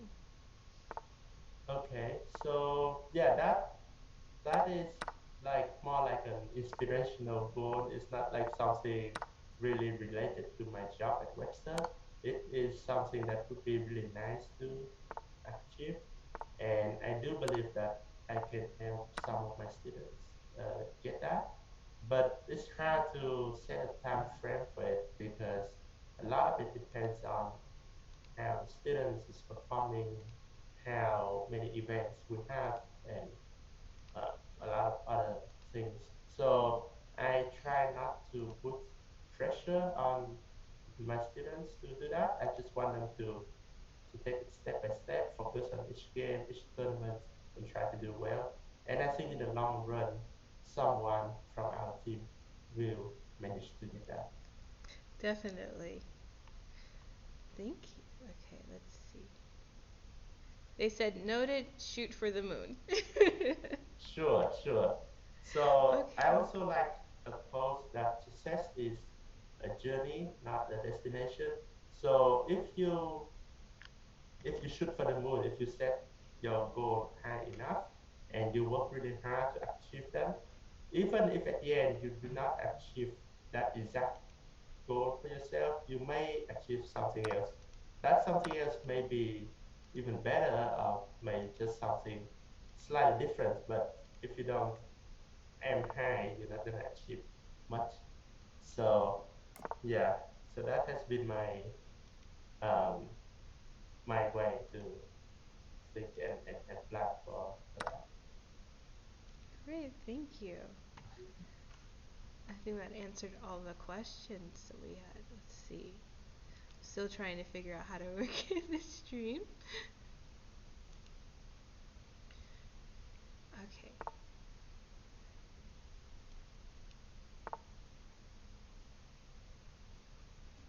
What was it like being on the cover of Forbes? Because I think that's something that most of us chess players will never experience in our life. Yeah, I think I saw one other chess player appearing in the. I'm not sure if it's the cover, but it's also in the Forbes magazine. It's Sukanda, Irene Sukanda from Indonesia. She Hmm. is also a SPICE Yes, I I should remember say, when and she attended. she also made it to the Forbes Indonesia magazine maybe a couple of years ago. I saw. So I'm not the only one, but I think it's a great honor, and yeah, so really making an appearance there with a lot of other great people, like people in business, people in uh, entrepreneur education, in tech, and a lot of other fields. That's really exciting, and it gives me a whole new perspective of the world and how we can make it a better place. So really, that's a motivation, that's an inspiration for myself, and it's a reminder for me to always work harder to achieve what we set out to achieve. Thank you for joining us on the stream and answering the questions that were presented to you. Sure, it's my Do you know any other participants in the stream? Do we have any other participants in the stream right now? Oh, you mean the players, right? Yes. Yeah, maybe we should check the games together a little bit and see maybe the top games. Okay, let's go to I pulled up the top 3. Let me just go back to them. How should I see the games? Do I go to chess.com? Do you show On the screen? chess.com you have to be part of the part of the girls club, I think, to be able to see the games, but you can either pull from the stream or I should be able to, I think with Susan I just shared my screen and she was able to see it, so just give me a moment. My computer's froze a little bit.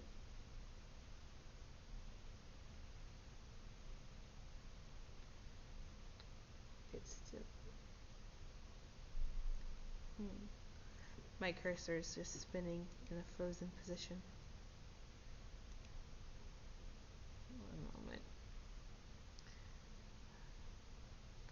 I don't know, maybe Judith can answer in the chat. Do we have any girls from Vietnam playing, Judith?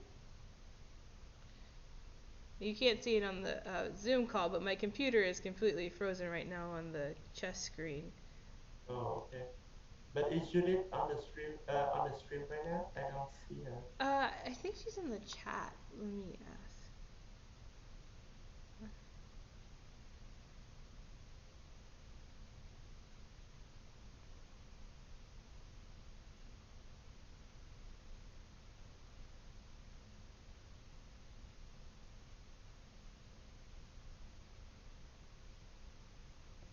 Okay, I might have to close out the chess window and then, because it's showing the page is not responding.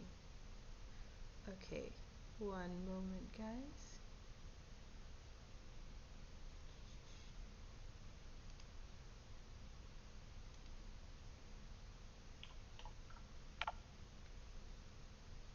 What I'm going to do is switch screens for a moment. Let's still let you be on. So we'll go to this one, and they should still be able to hear them. But I have to re-log back into chess.com and close the tab because it's completely frozen and not responding.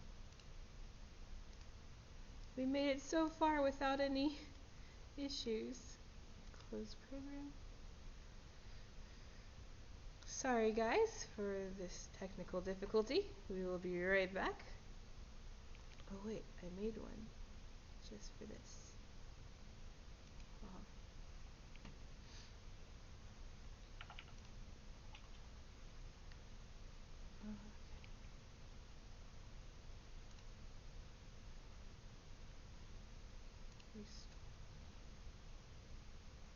Judith said there are no Vietnamese players this time, unfortunately. But the good news is I got my chess page back up, so I should be able to go back to... There we go! Success! Perfect.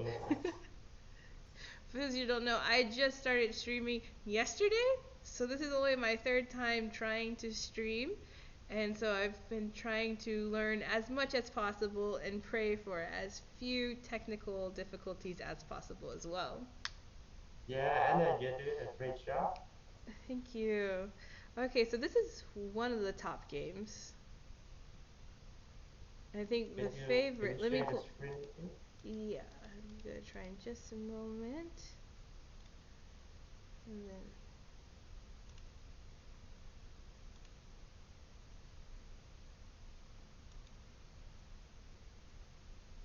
Okay, so I think you disappeared, but you can see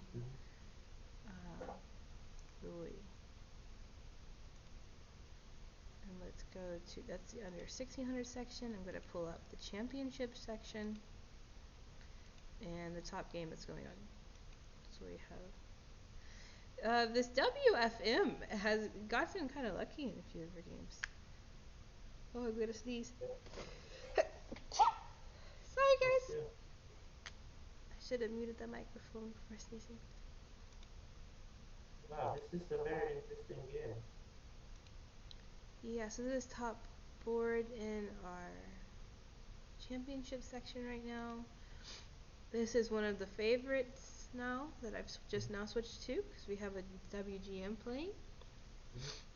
But I'm not sure what happened the last round. I wasn't following that well because of the interviews, but it looks like she's no longer perfect score. Chess is just hard sometimes. Yeah, it is. Wow, so how many WGMs do we have? I think that, let me pull up the standings real quick and then soon we'll invite our other guest in. So for the championship section, there's the standings. We have quite a few WFMs. There's a WIM, another WIM. Oh, wow, one WGM. Yeah, one Some WGM. WMs. Then we have just an FM without the W before the title, and a WCM, another WFM. I think FM is actually higher than WIM, Yes, right? I think so. FM requires a FIDE rating of 2300. WIM only requires 2200. So FM is a very, very high. Let's see how her game is doing, because I don't think I've clicked on her game yet. So let's give her some recognition. A lot of Thailand players. Yes, it's one of the most amazing things is that it's really a strong playing field competing for this scholarship. It's not like anyone can just walk in and win. Right. Yeah, the scholarship to Webster is very prestigious. It's not easy, and a lot of people want that because here in Webster we have a great team with so many strong players, and people know that if you get here, you're part of a big program, and if you work hard, you're gonna achieve success. So I really like to see that spirit, that fighting spirit here. Great. So here is the FM playing.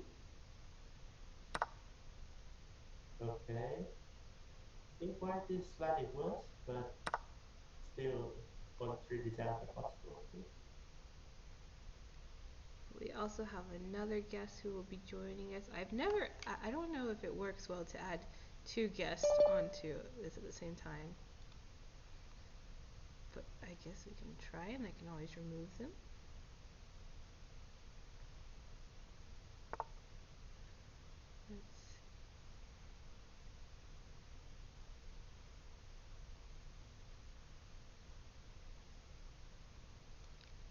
I'm gonna admit.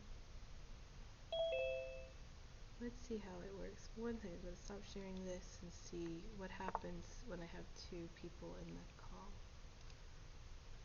No, my Zoom guest went away. Sorry, what happened? I'm trying to pull up my Zoom window for my guests because we have two other guests who are now entering the meeting and ready to join us. But my computer is not showing the video. Okay, there's one.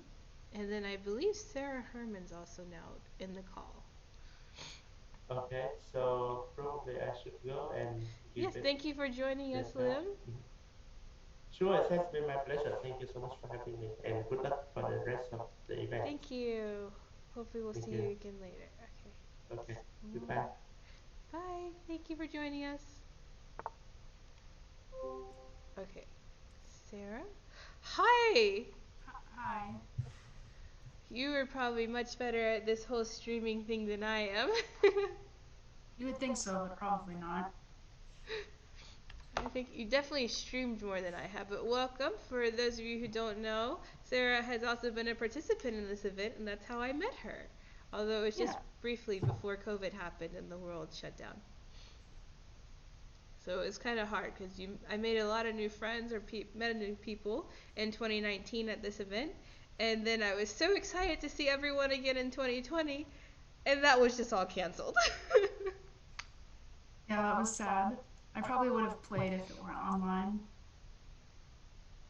So, welcome, alumni. Thank you.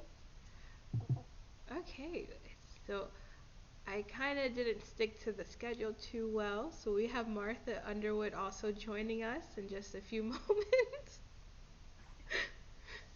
We'll get this eventually.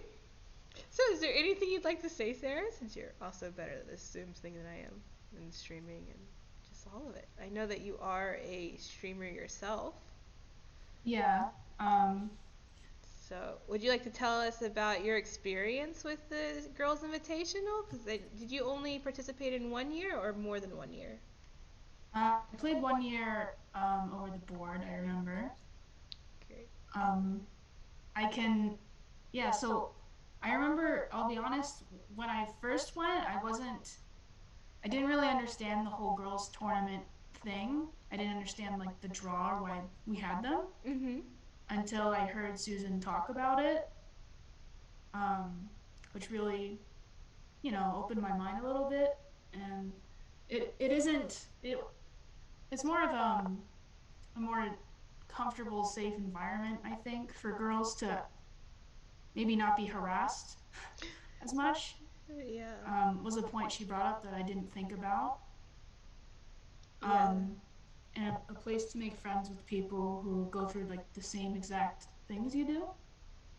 Yeah, the biggest thing for me when I was participating was one, I really wanted to like win the scholarship, but also making friends in chess that were female because most of my chess friends were male.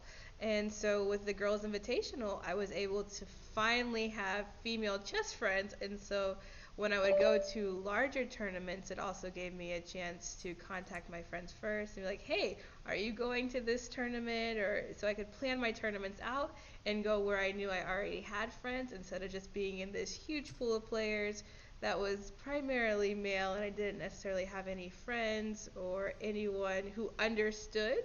Because sometimes as a girl we have different things going on. You want to have a friend that you can talk to about that. Right. Yeah. So it's one of the big things for me. It was great. Right. I made so many friends over the years that I participated in this event, and even as helping with this event, I made even more friends. Like you, I wasn't even playing in the year that you participated in. I was a helper. Yeah. Yeah. I had one female friend in chess where in my state for several years, and then she moved to California, and I was the only girl who played for a long time. And the only place I would really meet other chess players who were girls would be when I go to national events that were specifically for women and girls. So that was nice. Yeah, really, really nice. Are you going to be doing your own stream at all today that will cover any of the games or just your own games? Or are you just making a guest appearance only?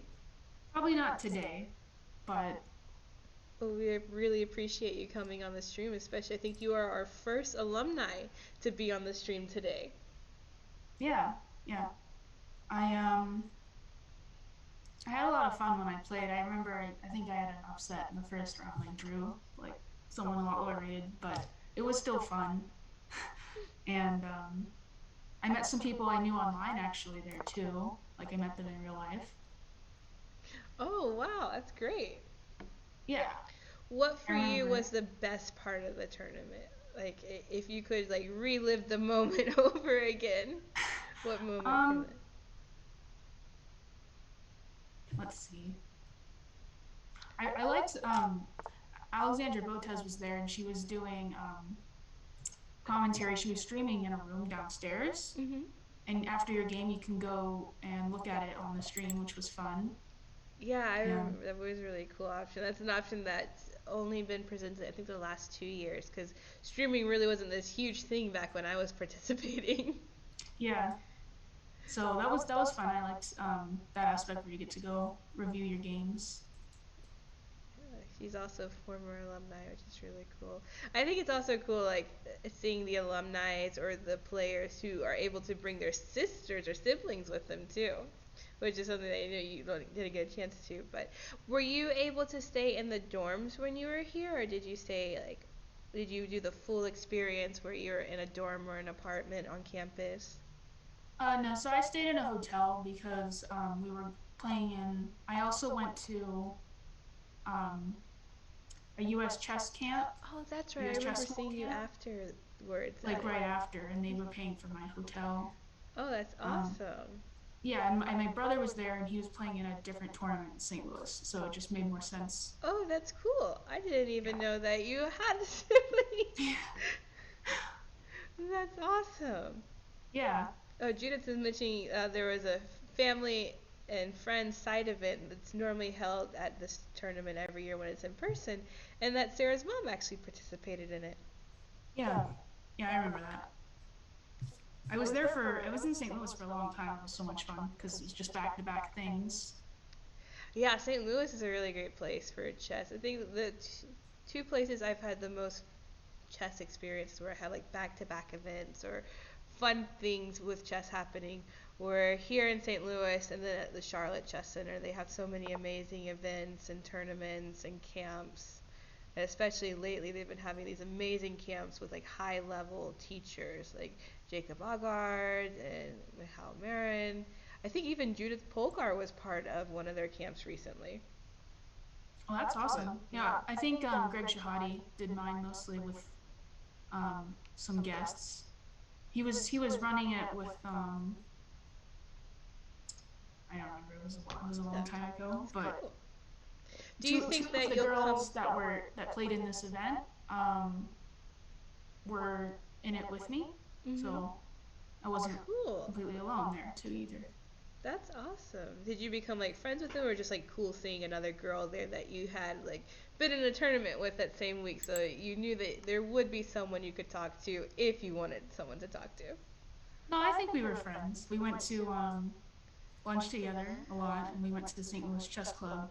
Oh, it's awesome.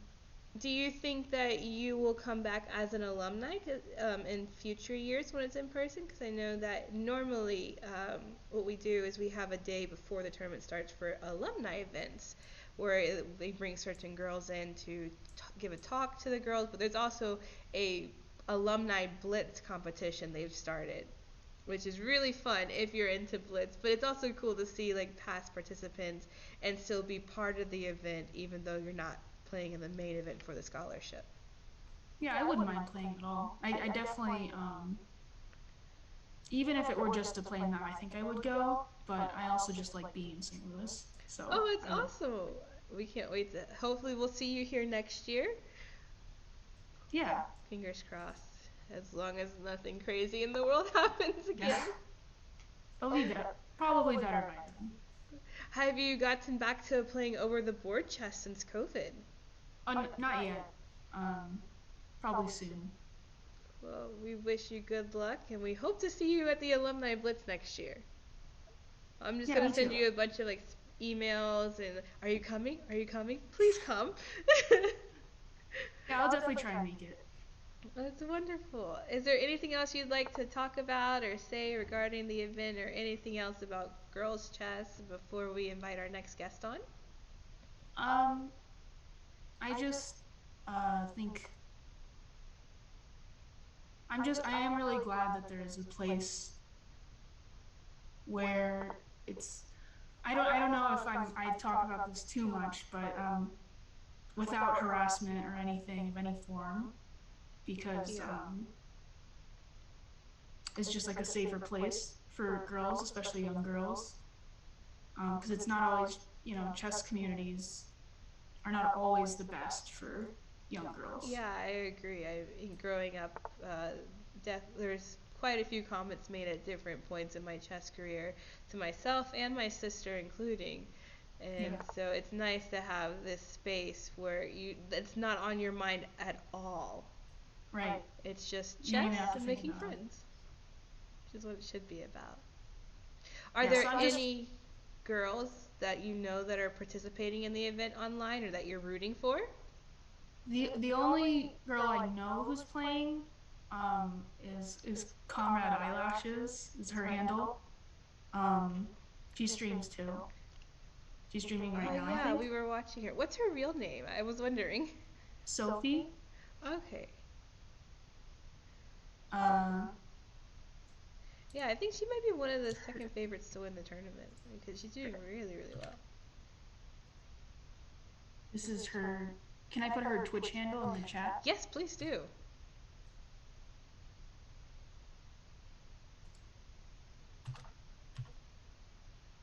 Okay, I think that's, I spelled everything right. I think one thing I noticed we've been looking at our games a little bit, but mostly focusing on the interviews, is that she does get into time pressure, but she's really chill under time pressure. For me, like I've had games where I was beating a grandmaster, but I was in time pressure and just completely crumbled. Yeah, Like there's really, been mate really in 3, skill. but just because I was like I had a minute on the clock, I was just like and it was just horrible. But she's doing really well anytime she's gotten low on time, which is something that I wish I knew how to do. Yeah, she's good at yeah, not losing a game under time pressure. Although I do think she's probably pretty nervous. I bet, especially knowing like people can watch you from anywhere, like because when it's in person, like the people you can see who's watching you, and it's roped off, so no one can be like right behind your game unless it's a player. But online, anyone could be watching, and you know that there's a chance you're on a stream and someone's talking about your game, which is very nerve-wracking to me. I only played in 2 online events, and I saw they were going over one of my games afterwards when I was watching the stream, and I was like, oh my gosh. She has a really, really good position right now. This looks really bad for black. Yeah. Well, thank you for joining us. We are going to invite our next guest, Martha Underwood, onto the stream next, and maybe you'll be able to join us again later. Okay, thank you for having me. Thank you, Sarah. I hope to see you at some tournaments again soon. Yeah. If nothing else, I'll see you streaming. Yeah. Well, see you soon. Thank you. Bye, thank you. Okay, let's admit Martha. Okay, Martha has joined us. Let's see. Hello. Hello, Miss Martha. It's so great to see you again. Good to see you too. How come I can't see you though? Because my video is being used on the stream, and I don't know how to make it available for the stream and for Zoom. Oh. How are you, Anna? I'm doing well. Let me make sure How's that the tournament going? Tournament's going well so far. There's a few favorites. How many players do you guys have? I think Judith said around 130. Judith, can you let me know if you can hear Martha okay? Her volume is a little bit softer than everyone I can else. turn it up. Okay, great.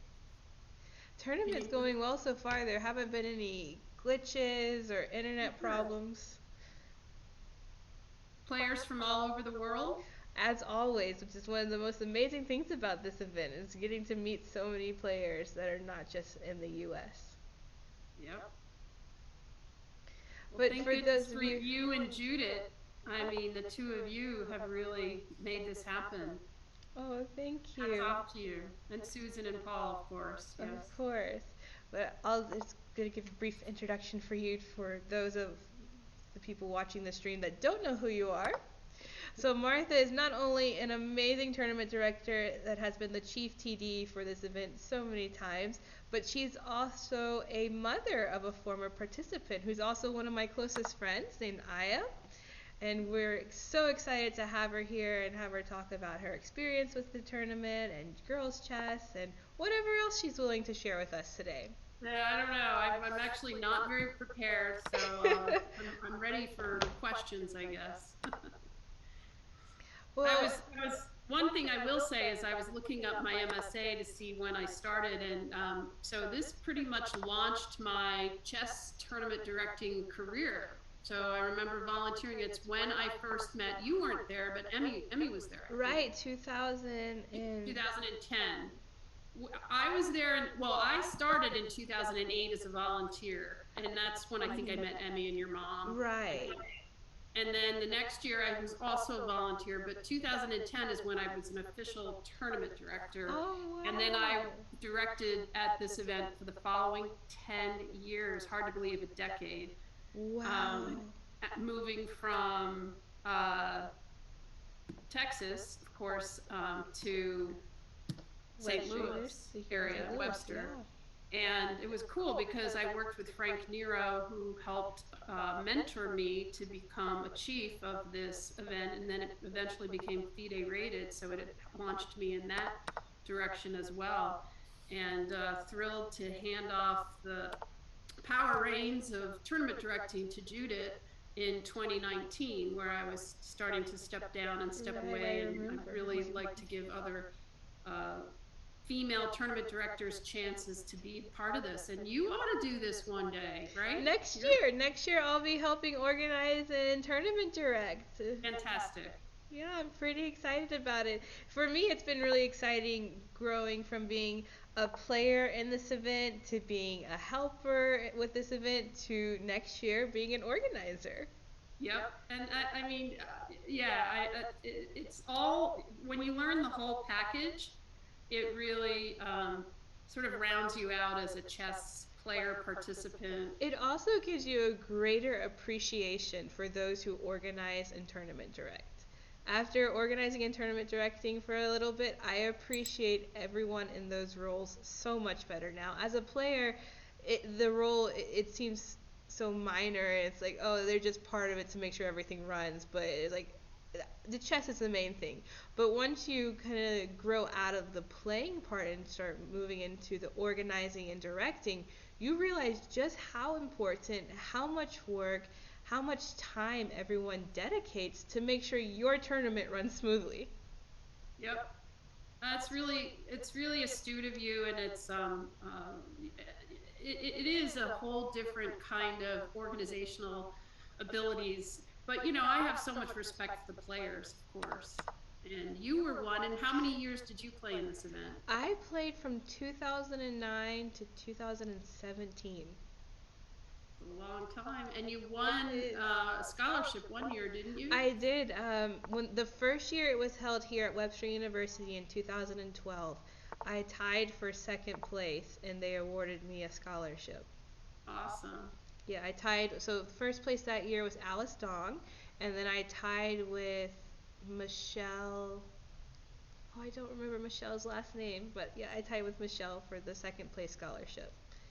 Oh man, so many years. And it's crazy that, especially with you, the Vishevanis, that we've remained so close. I heard that maybe your mom might be a guest right here, right now. Is that possible? I'm trying to get her to join. My mother is not technology savvy at all, bless her heart. And so she has been trying to download Zoom on her phone and her computer and join us, and none of my siblings or my dad is there to help her, so it's just not working out right now, so maybe she'll join us later. Oh darn, I was hoping to see her. Well, give your mom my love and your whole family. I will. Hopefully she'll be here at the event next year, and you will too. Maybe, yeah. I mean, are there plans for it to be in person next year? Liem and I had talked about hosting it in person next year, so that is the goal. The goal is to have this event in person next year and make it just as amazing as it always has been. Cool. Oh man, that's exciting. Yeah, I tried kidnapping your daughter to be on this stream, but she's busy driving. Yeah, Judith mentioned it to me as well. She's driving back from Denver right now. Yeah. But it was wonderful to see her last week in Las Vegas for the chess tournament. Yes? Did you play? I did. I played in the quad only because I was not ready for long classical chess yet. It's been a while since I played. Just like I kind of retired from playing over the board, and it's just blitz for me now in organizing. But I still wanted to do something chess because after a whole year of COVID and not being able to do anything over the board, I needed to do something. So I played in the quad. It was fast enough and short enough to be perfect. Fantastic. And you are living in the Webster Groves area now? Yes, I am. I live here, work at Webster University. I get to help out with the SPICE team and the SPICE program and the Girls Invitational stuff now. So I'm living my childhood dreams. Wow, that's great. Do I hear a chess game played in the background there? Yes, I don't know how to mute my desktop or the chess sounds yet because I'm not very familiar with everything. So when I have a game up and running, on the stream. It Oh, plays the sounds. So I've kept the games up because I'm new to streaming, and I couldn't figure out in enough time how to make our Zoom video on just the girls' invitational page without the games. So while we're talking, I have a game up so people who don't want to just listen to us talk can also keep an eye on the games. oh, I see. Okay, because I only see the Zoom part of it. But anyway, it's cool to be here, and it's cool to still remain connected to this event that has been such a major part of our lives, for It sure, the really has Concierge been. family. I think Yeah. without this event, I really would not have stayed in chess. The friendships I made and the excitement of coming back every year and seeing those friendships definitely encouraged me to stay in chess. Yeah. But it's I'm just looking at your still picture, and I'm remembering. I think that was on the stage. it was. Yeah. For those of you who don't know and have been to this event, Cool. it used to be held on the theater stage at Webster University because Webster really tries to make this event a professional, high level event, even though we're not grandmasters or titled, most of us that are participating. And so it made it feel so much more special, and it was just fancy lighting. Paul always took amazing pictures for us, so it felt like in a professional event. I can't wait to bring that aspect back to it and having it in person It here. definitely did. I agree. It was really, It definitely was set apart from any other tournament, girls tournament or non-girls tournament in the US. yep. But what was Yeah. it like being a chess mom to one of the girls who were participating in this event? Oh, that part was not my favorite part. Is there Just any like advice you can give to other chess moms? I'm sure there are new ones because of how popular Queen's Gambit's made it. People yeah. starting to do chess, and there's going to be mothers traveling with their kids to tournaments and wondering how to deal with situations or how to help their child. Well, I guess if you followed my path, the advice would be to get involved and learn about chess yourself. And it helped me to stave off my anxiety because it is hard when your kid is playing and you're sitting around waiting. And I have a lot of empathy for the parents who are doing that. Especially when there's a long time control. It's a long wait for that game to be over and find out thumbs up, thumbs down, or Right. draw. The other thing that I have noticed over the years, and I think this is what also is special about this event. I mean, it clearly happened between me and your family with your mom and your dad. Is make strike up relationships with other parents there, and sometimes those can be lifelong, like ours are, and that's really rewarding, and that's a benefit of an event like this for sure. So not only do the players make friends with each other, but the parents can connect, and then people around the country, and it really is pretty cool, pretty It awesome. really is. It's been really fun for myself as I become like a young adult and I'm traveling and doing other things chess and non-chess related of getting to stop in different states or places to visit friends that I made during the girls tournament all those years ago. Yep, I'm sure it is, especially for you all. But again, as an adult at these events, I think I've been friends with Elise Pemsler, and Alice Yerk. Remember Katya? Yeah, And I I've stayed with Alice in New York, and we see each Wow. other quite fairly often. And of course, I remain close to other tournament directors like Andrei and Judith and Glenn, and then I hope to keep in touch with Susan and Paul as they move on with their next adventure in Florida and all over. So I mean, there's and Frank, of course, and his wife Natasha. So it's been a great experience. I was looking up my MSA, as I said earlier. I couldn't believe it was an entire decade of directing and 2 more years of volunteering. So 12 years, with Lubbock, I think was 4 or 5 of them, and then the rest of them in Webster, at Webster University. Quite quite fun. A lot of it was really exciting to be honest. It was really a great role to have, and great to watch the players grow up and improve in their chess, and really Yeah. exciting. It's been a roller coaster of emotions and memories and experiences. And I'm so glad this event was part of my life and had such an important part in my life. I'm very happy to know that hopefully that everything goes well, that you'll be in person next year. Yes, And did I'll you say definitely be trying my best because it's my favorite event, and I believe that everyone should have a chance to experience it in person. It's such a life-changing did you say experience. the new director, Liem? Is that Yes. he is so that's this is a thing that Webster will still be continuing to do. That's Yes, he fantastic. supports it and wants to continue it and help promote girls' chess just as Susan did. That's fantastic. And the best part is, since like we don't have Susan here anymore, I get to be the face for female chess for the Spice program for now. Well, will Susan be visiting from time to time? She Aren't they will. keeping She her is home? director in Emeritus, so when her schedule permits, she will be attending events and helping out when and where she can. But in the meantime, that torch has kind of been passed a little bit onto me to help keep everything going the way she started it.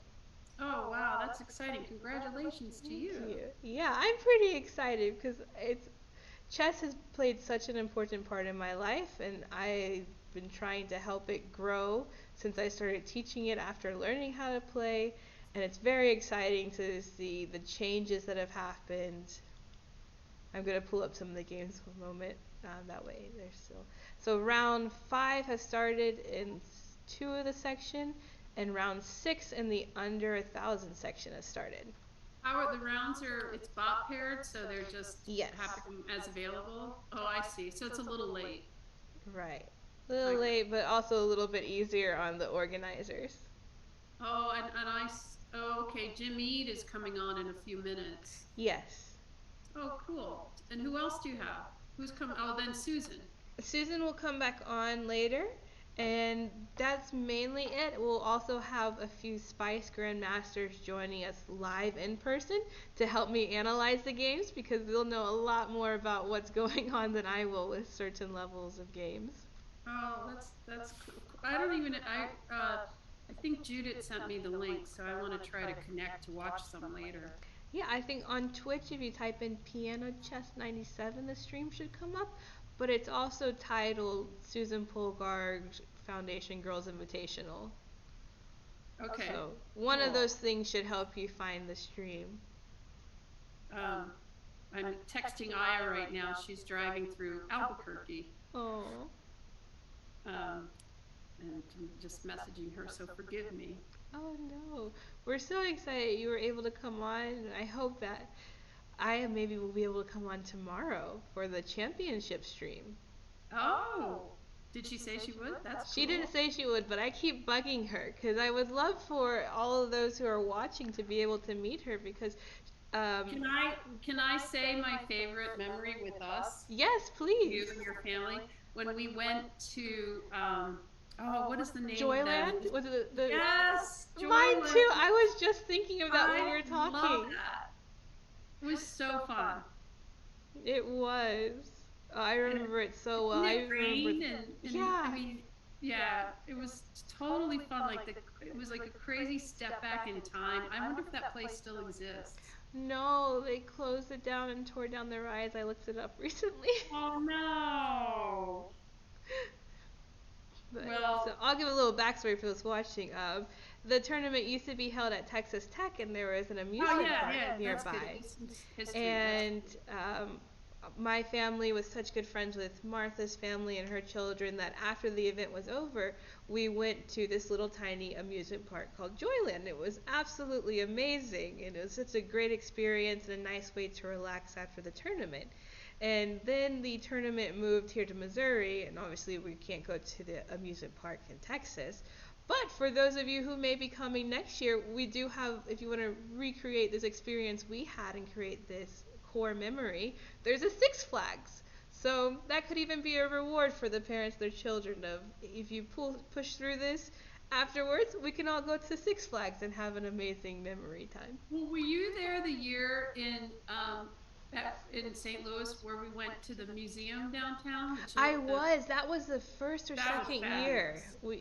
They rented buses and they charted all the girls to the city museum and to the arch.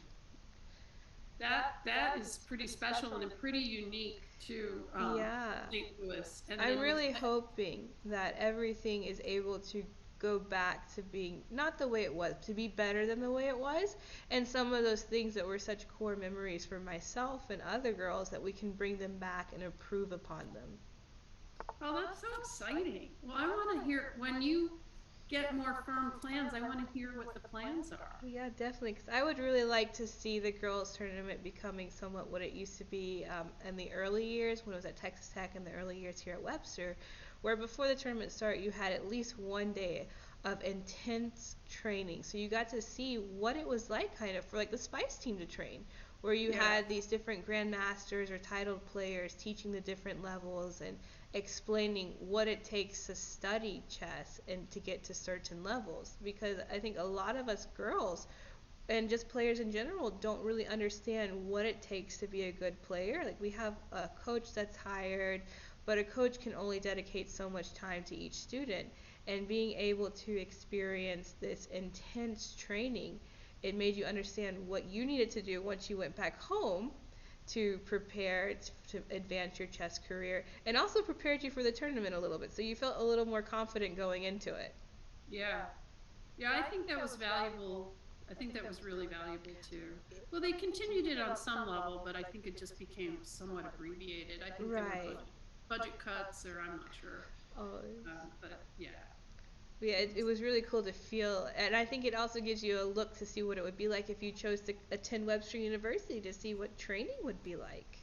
Yeah. So. Yeah, and that's another special thing about this event in particular when you go in person. And I mean, you can speak more to that, but I also was able to stay in dorms or apartment dorms and sort of share a week of and eating in the you get the full cafeteria. college experience. It's it's basically like a week of college experience. Yeah. And it's a wonderful setting to do that, even though sometimes it's very hot in the summer there, but that's okay. That worked out. That wasn't so bad, but I miss it. So with last year being online and this year being online, and I sort of, I mean, I've stepped away in 2019. I hope to stop in and visit in future events for sure. Yeah, we look forward to have you. Just thinking about it now, I'm like daydreaming of what it was and what it will be like again when it's held in person. I really can't wait. It makes me so excited. Well, I'm excited for you in this role, and you stepped into big shoes, filling Claire's shoes. She's amazing. Yeah, she really was amazing. She still comes by Spice every now and then, so it's great. Nice. If you think of it, give her my regards. I will. She was very special to the program, and I loved being on board with her and all that. She was a big part of the organizational part. It sounds like you're stepping into a role that might encompass what she did and more. Yes, it has. I have a whole new appreciation for Claire and for Peggy back at Texas Tech. Oh, yeah. Well, and for Susan and Paul. I mean, they were big. Yeah, I now understand everything that goes into it, the amount of time, the planning, just how far in advance everything is started to plan, just to give these girls an opportunity to get to know each other and have an event where they feel safe. Yeah. Safe and encouraged. Yep. I agree. I mean, I think the goal for female chess players when they gain a certain competency is to play in fully integrated events, but I think there is something to be said for separate events that allow for that security and play, because there are some shenanigans that can happen. Yes, always. It's not always easy to navigate those shenanigans when it's certainly a true open event. Let's say I don't want to put down any anybody in particular, but you know what I'm saying. Well, Well, thank you for joining us. Our next guest is not here yet, so okay. we have a few You can minutes. ask me more questions, or I can. Yeah. Is there anything else you would like to share with the group, or just any wisdom you would like to bestow upon the participants, or the parents, or even those watching? I mean, I Kind of think putting you on the spot. but I think the main thing though, especially for women, it can be STEM courses, it can be the arts related fields, it can be chess, it can be English, it can be writing, anything, but just to see yourself as someone who can be a leader and excel and take those chances, take those opportunities. And one of the things I love about this event is it provides opportunities for female players to excel and learn these skills that will benefit them their whole lives. So, just seize it, do it, show up. Oh, I know a question. As a mother of chess players who took it to a certain level higher than most, did that help them with getting into college or any of their academics? Well, I think it is a unique set of skills. And so not only is it something unusual to put on a resume or a vita, it also it can provide a unique uh, story to provide to your admissions team, or even if you're applying for a job. You never know when someone might say that's unusual, and especially in this last year with the success of the Queen's Gambit, which is interesting, and it's relatable on some level, right? I mean, we never did a world championship, but some of it was relatable to some of the things that you all participated in. I think that it can launch conversations, and it is quite a unique set of skills when you get to the level that most of the players get to when they play in this Susan Polgar Invitational. So I do think it does impact college applications, job applications, and just your uh, your interest level in anything. For example, even when you go to parties, I know this happens. This even happens to me at my chess.com 1400 level. But is when you go to parties and there might be a chessboard to just kind of take someone on, and generally people in the general public barely know how to play. Mm-hmm. So it's fun to be able to have that skill set and maybe play a blitz game at a party and kind of wow people. So it's a good parlor trick too. Yeah, it's kind of like knowing how to play the piano or an instrument. It's like your show-off moment, kind of. And then, of course, for the players that go on to, like you were talking about, champion level or higher levels of play, of course, this is a great launching pad as well. So, Right. yeah. Well, thank you so much for joining us. It was wonderful to talk to you and to hear your experiences and advice. Say hi to your entire family. I will. We'll all have to video chat soon. Your brothers are. I see the pictures on Facebook. They're massive. Francis is like over 6 feet tall already, and Thor is massive as well. I'm really hopeful that next year this event will be in person and that everyone will be here. Your family, my family, new families. That would be cool. Thank you so much for joining us. Take care. I hope it all goes well today. It looks like you're already in. And what is tomorrow? Is the playoff? Tomorrow is the playoff for the championship section. Any Americans? Just curious, not making any preferences. Any players we know in the United States that are in the running? I'm not certain. I've been looking at the games, and because it's not everyone's real name next to their username, it makes it hard because the sheet's kind of hard to read unless you have it printed out or have time to search it. I'll tune in tomorrow. Yeah, definitely tune in tomorrow, and maybe we can kidnap you again for the stream. Okay. All righty. Thank you, Martha. Great to talk to you, Anna. Great to talk to you too. Maybe we can have Martha and Aya both on tomorrow, guys. Oh. Mother and daughter pair. And get my mother joining us too. All right. Well, that'd be good because I'd get to see her then. Yes. Thank you so much. All right.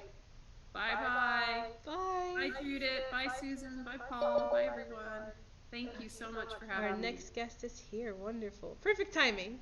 Okay, good. Bye-bye. Bye.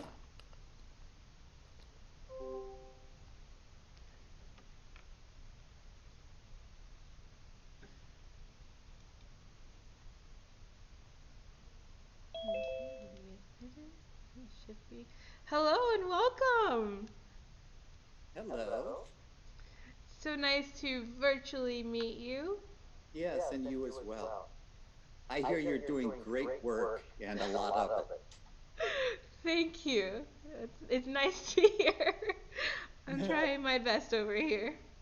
Yeah, I'm terribly sorry about the time zone difference. I got a message that I was due on 12:30, and I thought 12:30 my time, and it's 12:30 your time. No worries at all. We've been running a little late with the interviews and the stream anyway, so it gave us a chance to get kind of back on schedule and finish our conversation with the previous interviewee and not have to be rushed.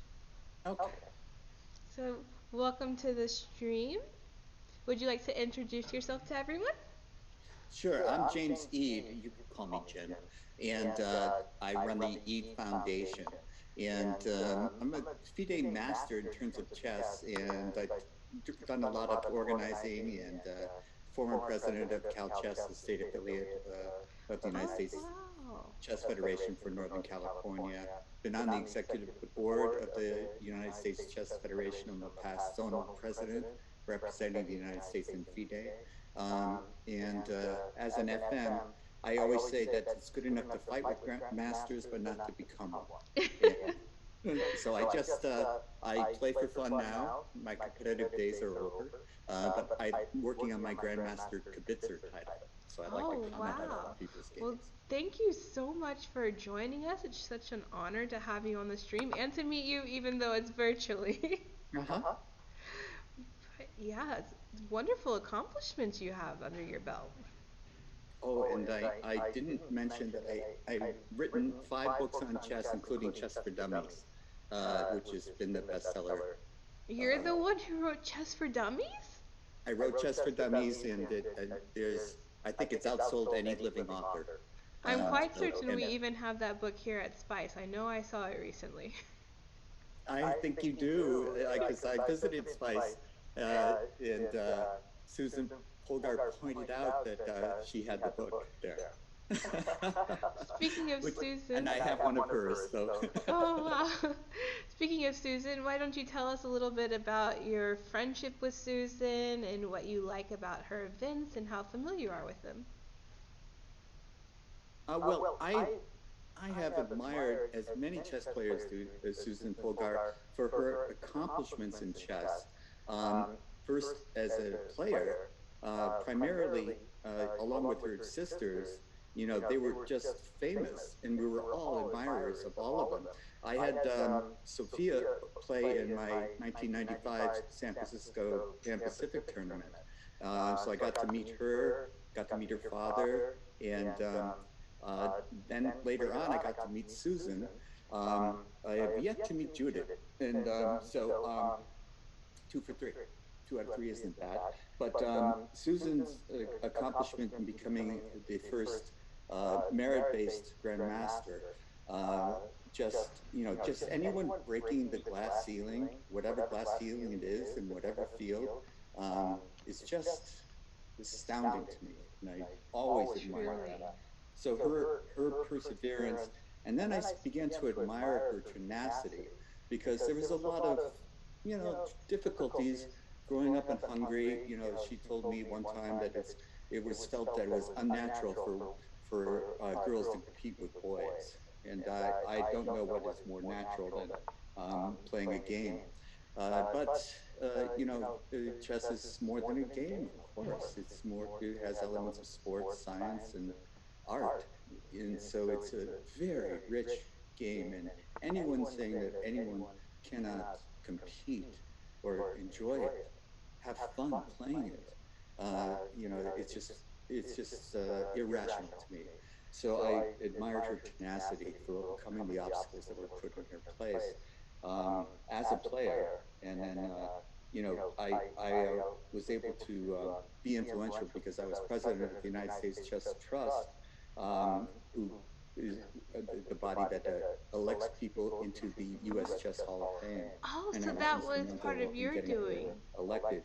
Although I have the bruises to pull it, to prove it, because Susan was not popular in some circles because, again, her tenacity, she just is a very tenacious person, and when she believes in something, she fights for it.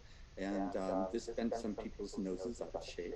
And but I thought that the induction into the Hall of Fame was merit-based, and her achievements in terms of coaching collegiate chess, first in Texas and then at Webster University, was unparalleled. Her success could not be questioned.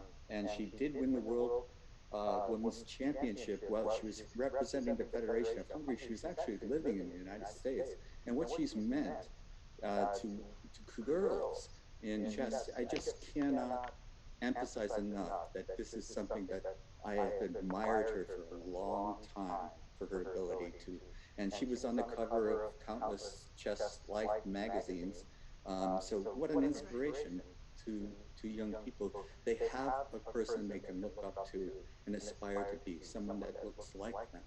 And this is something that, I think they can relate to. And the women's competitions, sometimes you get into arguments about whether they should be held at all. And I've never felt that way. I think that chess is all about, my foundation is all about forming communities through chess. And it's a great way for people to get involved in chess in a comfortable environment for them. So I've always been a big supporter of all of her accomplishments, and just in the SPICE program itself, I just can't say enough in terms of praising it. For its goals, its achievements, its objectives are good, and the accomplishments are just unquestionable. So I'm very Susan proud definitely of inspired me. what Susan has done for chess. Yeah, thank you. Susan definitely inspired me to stay in chess, keep with chess, and it was so inspiring to see a female on the cover of different books and chess lives. I think I even have several chess life collections where Susan was on the cover, and one's like from my birth year, and so I framed it because she was such an inspiration to me growing up playing chess and as a young girl, that maybe one day I can be like her, or at least she's paved the way so that it's easier for me to play this game and feel included and not like everyone was against me kind of. And I also have two sisters that also play, so for me it was extra special because it felt kind of like we were in the American version for a little while of the Polgar sisters. So for me, Susan has always been my role model, my idol, a celebrity to me. It's been amazing, and to be able to work with her during the last year, since I started working at Webster while she was still the director, was a dream come true and just absolutely amazing. And all the things she's done, we can never thank her enough. Yeah, that's heartwarming to hear. And, I think you're not alone in being inspired by her. And the idea of being the American version, I laughed at it, but it's not something just because it was clever. But I don't think it's a laughing matter. I think there are women that are inspired, girls that are inspired to become. And if they have sisters, why not? Because, they did it. That means it can be done. So why not you? It's definitely, I think through Susan, it kind of brought my sisters and I closer together because we had this chess activity to connect us, and we had this goal for a while in mind of, okay, if they can be good and they can be sisters, maybe us too can put the effort in and have accomplishments comparable. And so for a while we did, but as life happens, everyone goes their own way. And so as of now, myself and my youngest sister are the only ones who are continuing with the chess. Well, you know, what I say is when you give a gift of chess to a child, you give a gift that can last a lifetime because it teaches you life lessons. The ability to sit still and think is not always a strong suit for children growing up. I And, agree. you know, the ability to postpone immediate gratification is another thing that we have to learn. And chess teaches you that. You can't move your queen out too early or you can get harassed. Exactly. So these skill sets that you're giving them are directly transferable back into the classroom. And I think administrators and teachers all over the country have learned that. So the explosion that I have seen when I first started trying to approach administrators, principals, and people like that to introduce a chess program in their schools, they looked at me like I was nuts. And then they were, I mean, 5 years later, they were coming to ask me. You know, I wasn't going to them, they were coming to me because the idea of getting chess into their programs became a competitive advantage. And, you know, these things are the kinds of things that people don't know until you prove it. And so the parents are putting pressures on the administrators because the schools that had chess programs in them were doing better. So all of a sudden the parents wanted chess in their schools. And they put the pressure on the principals. And so it wasn't just me coming there and trying to tell them, you know. And I can remember I was the chairman of the chess advisory board at UT Dallas with my friend Professor Tim Redmond, and he started the program. And he did a great job, and he asked me to go visit the president and provost of the UT Dallas, which I did. And I thought I was going to have to sell them on the value of chess. They were pre-sold. I didn't have to sell them at all. They knew the value because it put UT Dallas on the map. And so people would know about UT Dallas in a way that they never did before. And this is what Susan has done for Webster. You know, Webster University is well known now because of all the chess competitions they have won and excelled at. So these are the hidden benefits of chess. But as an adult, it's a pleasant pastime. You can be as competitive as you want or just have fun. It doesn't matter. And as you grow older, I can speak of some experience. You know, when you're playing chess, you don't think in terms of your aches and pains or your next doctor's appointment. This is true. I never thought of it like that, but it's very true. It is. You're in the chess universe. It's defined by 64 squares. And, you know, you're not thinking about anything else. Or if you are, you're making a mistake. Yes. That happens a lot to myself when playing chess, where I'll start focusing and then something else comes. Yeah. But, you know, you always bring yourself back into the world of the chess game that you're playing. But of course, none of us can maintain a constant concentration for long periods of time, for hours. So it's actually like the time control that you have now for this is like one of my preferred time controls. I forget what it was. Is it 15 minutes for the? Yes, it's quite certain it's G15. Yeah, for a while, Yasser Serouin was promoting 25-minute chess, and I love that time control because you didn't have to maintain your concentration for hours. Exactly. That's why. So I played my first back over the board tournament in a little over 2 years, maybe 2.5 years, over the last weekend in Las Vegas. And cool. Yeah, but I chose to do the quad because I knew that I could not sit still and concentrate for a game that was going to be 2 hours or longer. Right. So the G25 time control it was still a little long, honestly. My concentration wasn't all there, but I can't imagine if I had to sit down and play a long chess. I have so much respect for the grandmasters and everyone else who plays in classical chess and who does well at classical chess and can concentrate for that long. Because I used to be able to back when I was doing competitive chess. But now at this point in life, there's just so many other things that sitting there and concentrating is so hard because you start thinking like, did I do this? Or I need to do this for work? Or this needs to be done? Or, oh, I have this idea. Absolutely. And also, it's not like you just do it once. You have to do it again. Right. And then you have to get up and do it again. So Exactly. it's sustained concentration over a period of time, and it can be energy draining. So then when you have to go to work the next Monday morning, you're kind of a little bit out of it.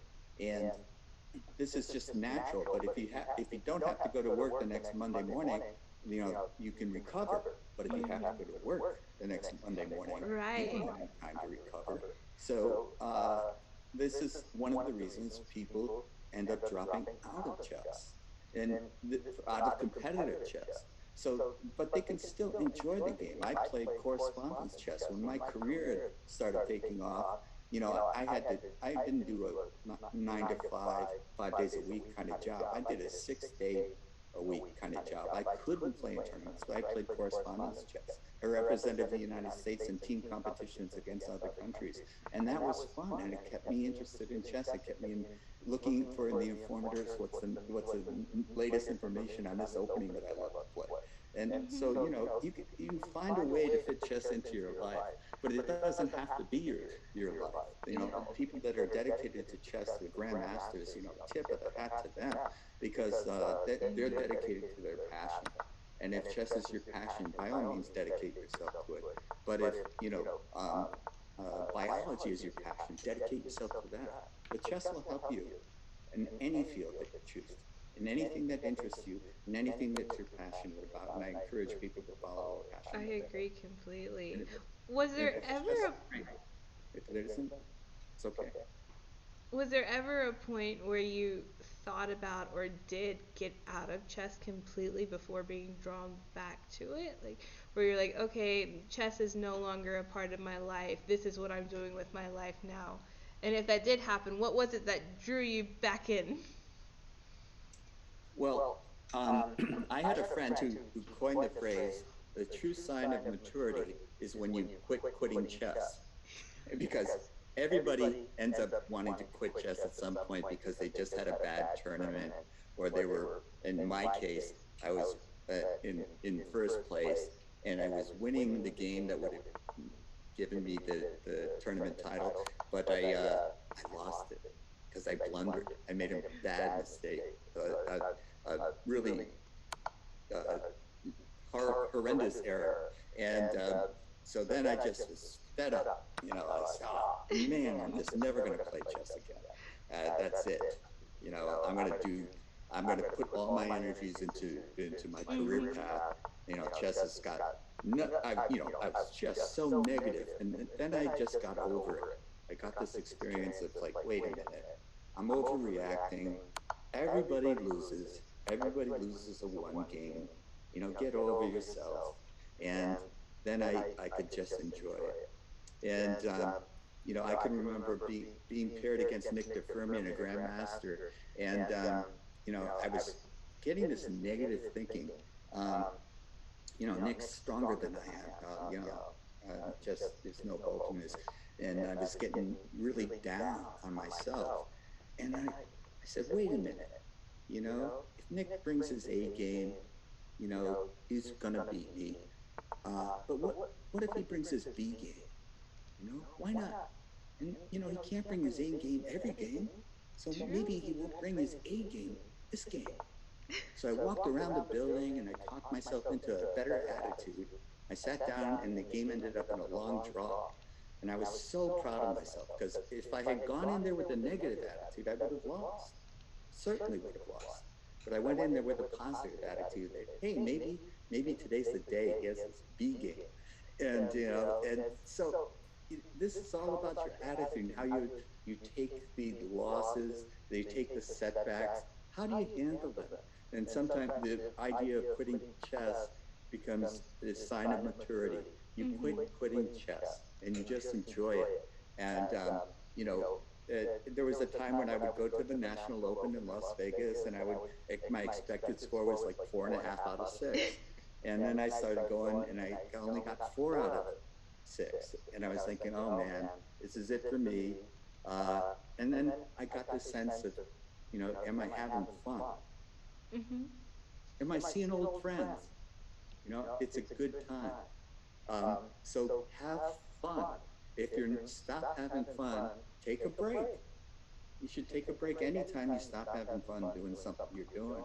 And, then when you come back, you're fresher, your perspective has changed, and you just can have fun again and enjoy it. Because chess is to be enjoyed. It's not supposed to be a taskmaster, something that you have to do, unless you're a grandmaster earning a living doing it. So then you approach it as a job. But I was never at that level, so I just approached it as fun. And that's what I encourage young players to approach it as. Just have fun. And don't be discouraged by a setback. Because if you play enough games, you will end up losing. There's always somebody better than you. And just accept it as soon as you can, and then enjoy yourself as soon as you can. And maybe that person who's better than you brings their B game. So be ready. I had never thought of it that way before, and I'm wishing that I had for some of my important tournaments, because I think I wouldn't have psyched myself out as much. It's something I don't think I've ever heard it said that way in my, let's see, 11 or 12 years of chess. Well, you're still young, and there's still time. Thank you for that. Now I have a new mindset I can take with me if I go back to the tournament chess. And, it isn't important to me anyways, or to the Eade Foundation, whether or not you go back to competitive chess. Chess has meant something to you. It's been a part of your life. That's what the Eade Foundation is all about. Building communities through chess. So now you have people that are part of your life through chess. And that's the gift. You have a network of friends, acquaintances, people that you wouldn't have known otherwise. I think of that when I look back. I go to these tournaments now not to compete, but almost like a high school reunion for me. It's like seeing people I see once a year. Maybe. That was so exciting for me in Vegas last week at the National Open, was seeing all these friends and familiar faces that some I hadn't seen in just a year because of COVID, and other ones I hadn't seen in 3 to 5 years, but they were here at this event since it was the first large over-the-board event. And it was just so wonderful that I didn't have enough time to talk to everyone for the first time. I've never had an experience where I'm there at a chess tournament for more than 3 days and I don't have enough time to say hello to everyone I want to say hello to. Or you see somebody and you want to talk to them and they want to talk to you, but they've got a game. Yes. So the timing doesn't work out. But but that's the gift. That's part of the gift of chess, is that you develop these friendships that last a lifetime. People that I know through chess, that I've known for 40 years now. That's a gift. People I go to now, we don't play chess anymore, but when I travel to New York City, we go to dinner. So I know people in New York City through chess. I know people in St. Louis through chess. I can go to almost any major city in the country and I know somebody through chess. So, you don't have that feeling of being alone. And that's what I talk about in terms of building a community through chess. You'll never have to feel alone. You have that chess community. Even if it's just logging on and playing online chess, there's something to that. Because you're playing somebody, and it doesn't matter what language they speak, it doesn't matter what country they're from, they're playing the same game. And so this is the way I think that the world is shrinking, and I think chess is the killer app for the internet, and it's the way to connect the world in ways that are not available in too many other fields. Definitely. Well, thank you so much for everything. This whole talk has been amazing, and all that you have done for chess, and all you've done for helping, with Susan getting into, one moment. The last round's going on for the under 1,000 section for everyone watching. But yeah, thank you for joining us on the stream today. I think even I have taken away things from this interview. And it was just amazing. Thank you. 1,000 thank yous. Susan is joining us next as our guest. Would you like to say hello to her as I admit her? Okay, then I'm going to admit her while you're still in the call. And let's hope this works how I think it should work. Technology is so Oh, confusing. yes. Okay, great. We can see both of you as well on the stream. Hi, Susan. Can you hear me? Okay, let's see. She's muted. Let me text her. Last time when she joined, we had a few issues. Hi, how are you? Great. Can you hear us, Susan? Actually, I do. Yeah. Hi, Anna. Hi, Jim. How are you doing? I'm just wrapping up my interview, and we're doing great. And so I'm going to pass the baton to you. But I did want to say hi to you before I left. And, Excellent. Thank you for and I'm joining. just singing your praises as loudly as I can. I'm so proud of all your accomplishments and what you've done for women in chess, females in chess. I just, it's a tip of my hat to you. Thank you. I just wanted to come in and sing your praises. And this tournament is the kind of thing that, you know, when I was growing up would have been unimaginable. Well, times have changed, luckily, and Yes. I'm glad that my foundation was able to contribute to that change. Yes. More than contribute, you've done yeoman's work. And I think you've inspired countless people, you know, so many people that we don't know of. I think you've been an inspiration to. You may never meet them, but they've looked up to you as I have. Thank you. All right. So I will hand you over to the interviewer, and she has done a lot of work, and we just want to sing her praises too. So thank you for having me on. Thank you for joining us. It's been wonderful having you be part of the stream. I've learned so much and taken away so much from this interview. Thank you. It's your game now, Susan. Okay. Bye-bye. Bye. Okay, welcome So back, Susan. Yeah. Hi, everyone. Pleasure to be back. I was here during the round 1, and I think now we're about to start round 7, last round soon. Yes, and I think that everything gets decided, you know. Right. The last round for the under 1,000 category has already started, so I'm gonna just click to those games real quick because of all the interviews, we haven't really had much time to analyze the games or give credit to those players. And now that we're going into the last round and we have some tournament leaders, I believe that they should get a little bit of recognition too, because they're working their way up into becoming higher level chess players. So I pulled up the top few. Let's see. Let me close I'm this not one. yet seeing any boards. I'm getting ready to share the screen. Okay, share screen. Okay. So white just won this game. Let's see. So white is up a queen in this game. So I think white just won this game. So that, I believe that would have been the final round for that section. This was the top board. And so the person who is leading the tournament is Cassie 20. Gained a lot of rating, I can see. Yeah. Gained a lot of rating, but also had 6 points going into this game against someone with only 4 points and was not able to hold out. So let's see. The games are finishing relatively fast. Like as soon as I can click on them in the under 1,000 section, which is finishing now, the games are finishing almost as soon as I click on them. So I might go to the tournament standings. Yeah. Not too much to analyze, but I did want to give them a little bit of credit. Because I remember what it's like being in the lower sections, and sometimes when people are analyzing the games, they just don't give any credit, even though you're working just as hard. Just because you don't have that rating. So the standings for the under 1,000. 6. Let's see. Is there anyone else who's going to be able to get 6 out of 7? So it looks like the winner. It seems that it's decided the winner of that section. Yes. Cassie 2020. So congratulations, Cassie 2020.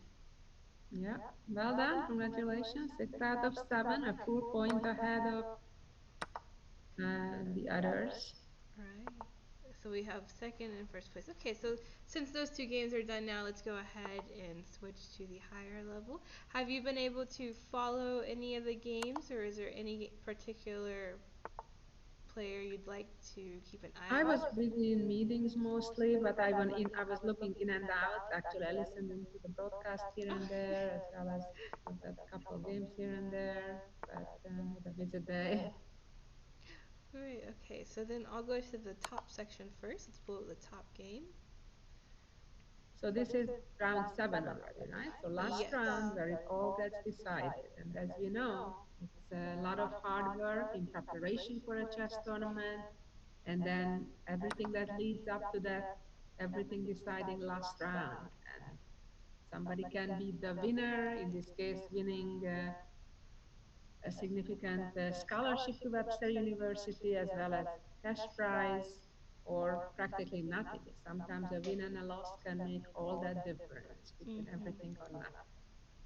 And therefore, there is a lot of tension, a lot of pressure on both players, and it's not just who is the better player by knowledge, but also who has the tougher nerves and willpower and perseverance and time management, just to mention some of the most important things in addition to playing good moves.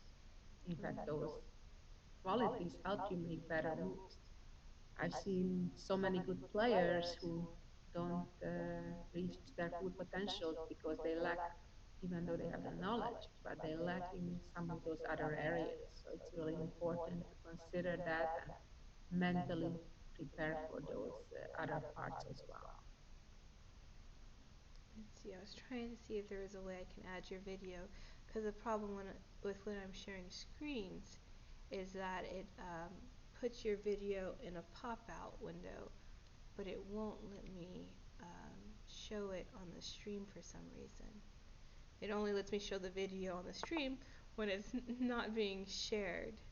Yeah, I'm not sure how to fix that, unfortunately. Well, So in the meantime, we're, I guess, looking at the game, the top board. yes. Sharanya 2006 versus Comrade Eyelash. Interesting handle. A very interesting handle, but when we had Sarah on the stream, who is a alumni, she was informing us that Comrade Eyelash is also a streamer. So she may be. What's her real name? Oh, she did type the name in chat. What was it? It was a name I wasn't familiar with. Let me. So she's the favorite again by almost 300 points, and so far Black has the better position, so she's in with good chances to win this game. White has started an attack with f4, g4, kind of going all out, but Black also managed to make the typical d5 breakthrough move that's counterpunch in the center. So things are looking sharp, but not bad for Black for sure. I have found her name. Her name is Sophie Morris Suzuki. She is a national master. I think she has played the Girls Invitational before in person as well, if I'm not mistaken. Oh, great. Yeah. Yes. Okay, let me pull up the other stream. Let me see who else's game is going on right now that we have. So here's the second place game. Yeah, let's look at board 2. How is that going? Wow, interesting position. Look at that. Wow. Black's king side is kind of busted with all open there. Looks pretty bad for Black. White is doing good, about to win that game.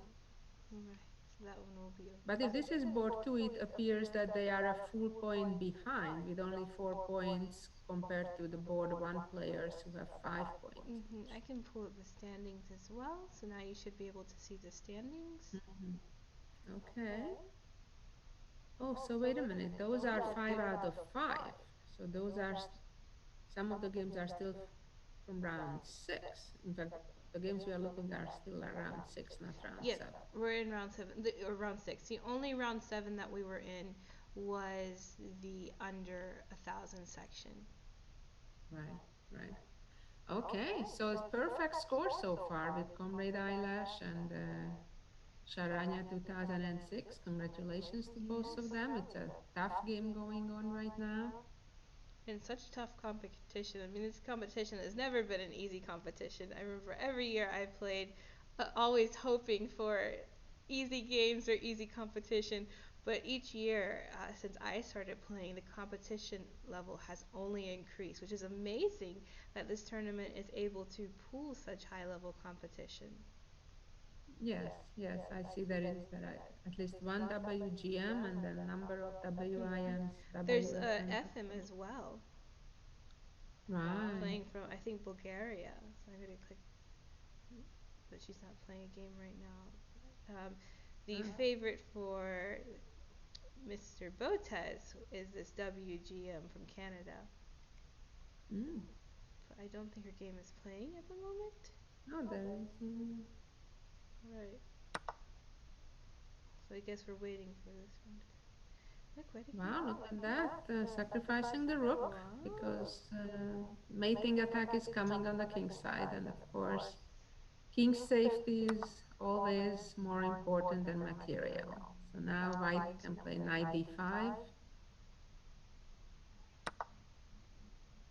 as she did, deflecting the knight from f6. And if knight would take on d5, then just checkmate with queen h7. So I expect black to resign or get checkmated on the next move. So this is board 2 in round 6 of the top section we're having. Right.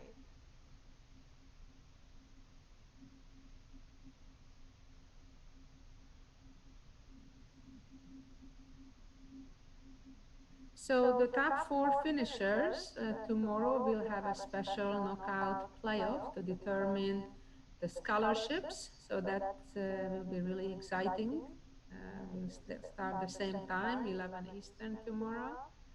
And we'll be following those games of the top 4 finishers of this top section of the Open, of the Invitational, but it was open to any girl worldwide. So it will be interesting who will be the 4 lucky girls, and that will earn the right for that playoff tomorrow. Is there anything else you'd like to say about the event or what you're planning for the event for next year, possibly? I know lots of people are looking forward to the event hopefully being in person again next year. Yeah, well, I'm hoping that we will have the opportunity to go back to over the board for this event, and hopefully things are getting better a little bit with the pandemic, although it's still not over. Right. And it's far away, but probably by early next year, January, February, we can make that decision, and hopefully it will be a positive one. In the meantime, I'd like to say a few words about the Susan Polgar Foundation that has been founded back in 2002. So next year will be our 20th anniversary. Oh, wow. And I didn't realize it'd yeah, been that many years so far. yeah, time flies, and I'm very, very thankful for all our supporters and partners, universities, donors who made it all possible, that we gave away through our partners over $6 million. So Wow. yeah, to mostly in scholarships, but also in some cash prizes and scholarships, smaller scholarships, big university scholarships such as pool rides to, so it has been an amazing ride, and there has been many beneficiaries of young chess players, a lot of them girls, some boys as well. Initially, the foundation focused only on girls, but then after a few years, we decided we want to include and support boys also either in need or who have special talents, and could really use help to fulfill their dreams and their potentials.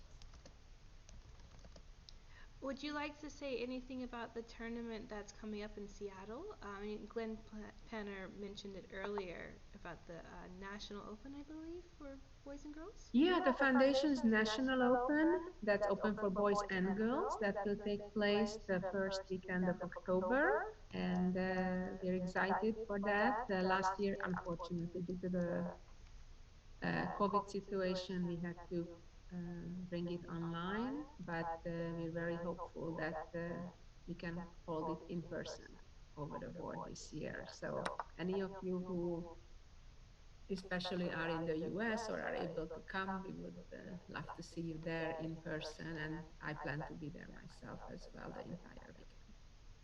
Wonderful. Now, will there also be the same scholarships for that event that are offered for this event, or what are the prizes for that event?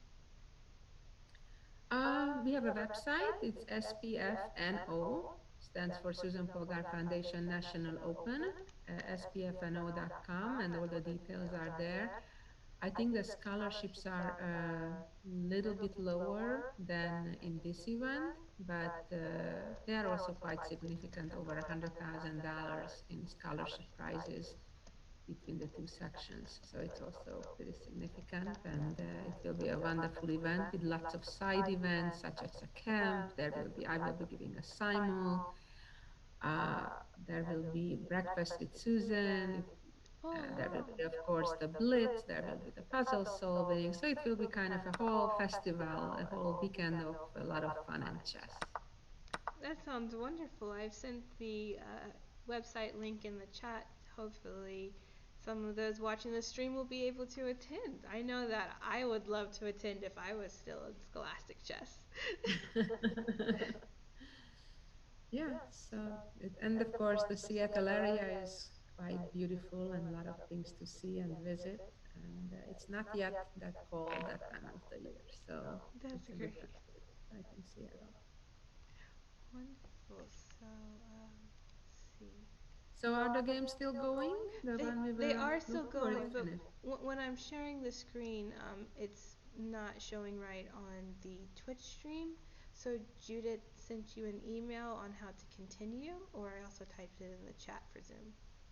That way you can see the games too, and we can still talk about them. Okay. Yeah, so one more round and yeah, everybody one more will round to be go. done for the day, and hopefully had a great time and learned and had experience. And of course, I'm sure the winners eventually will be very happy and excited. Right. Yeah, the day has gone by so quickly for me as I'm streaming this, but I remember being a player, and it didn't matter the time control of the event or any event that you play in. The chess just seems to last forever. And then when Yeah, it's finally over, you're so sad because it feels like it takes so long. But then when it's over, it felt like it went by so quickly, and you wish you had more time. yeah, of course, playing rapid game 15 is slightly different than playing long games like we used to play in person. It's more practical, of course, for online chess, making sure fair play is easier to enforce Right. because long games people, of course, have to go to the bathroom and it's hard to sit in one place literally for 3-4 hours nonstop. So that's why I think most online events are shorter time controls. Mhm. And online chess have been so thriving It since the really pandemic, has. and then as well, of course, Queen's Gambit gave it another boost.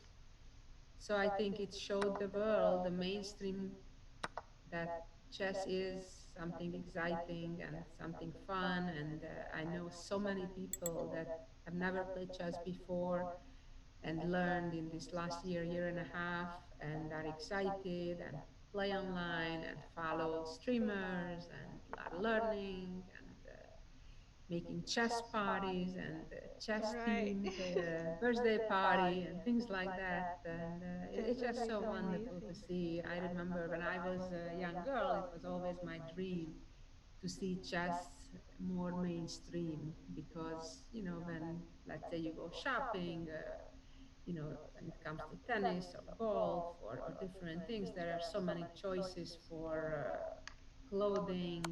And for chess, it has been very limited until recently. And it shows that chess is becoming more mainstream. But it's my dream to see really chess being just as mainstream as basketball or golf or tennis or any of these other sports, because chess players devote themselves just as much and sacrifice just as much as other athletes do. And chess is, of course, a sport, but it's also at the same time an art. It's also practically a science as well. So it's a mixture of everything. And it's such a fair sport where everybody has a fair chance.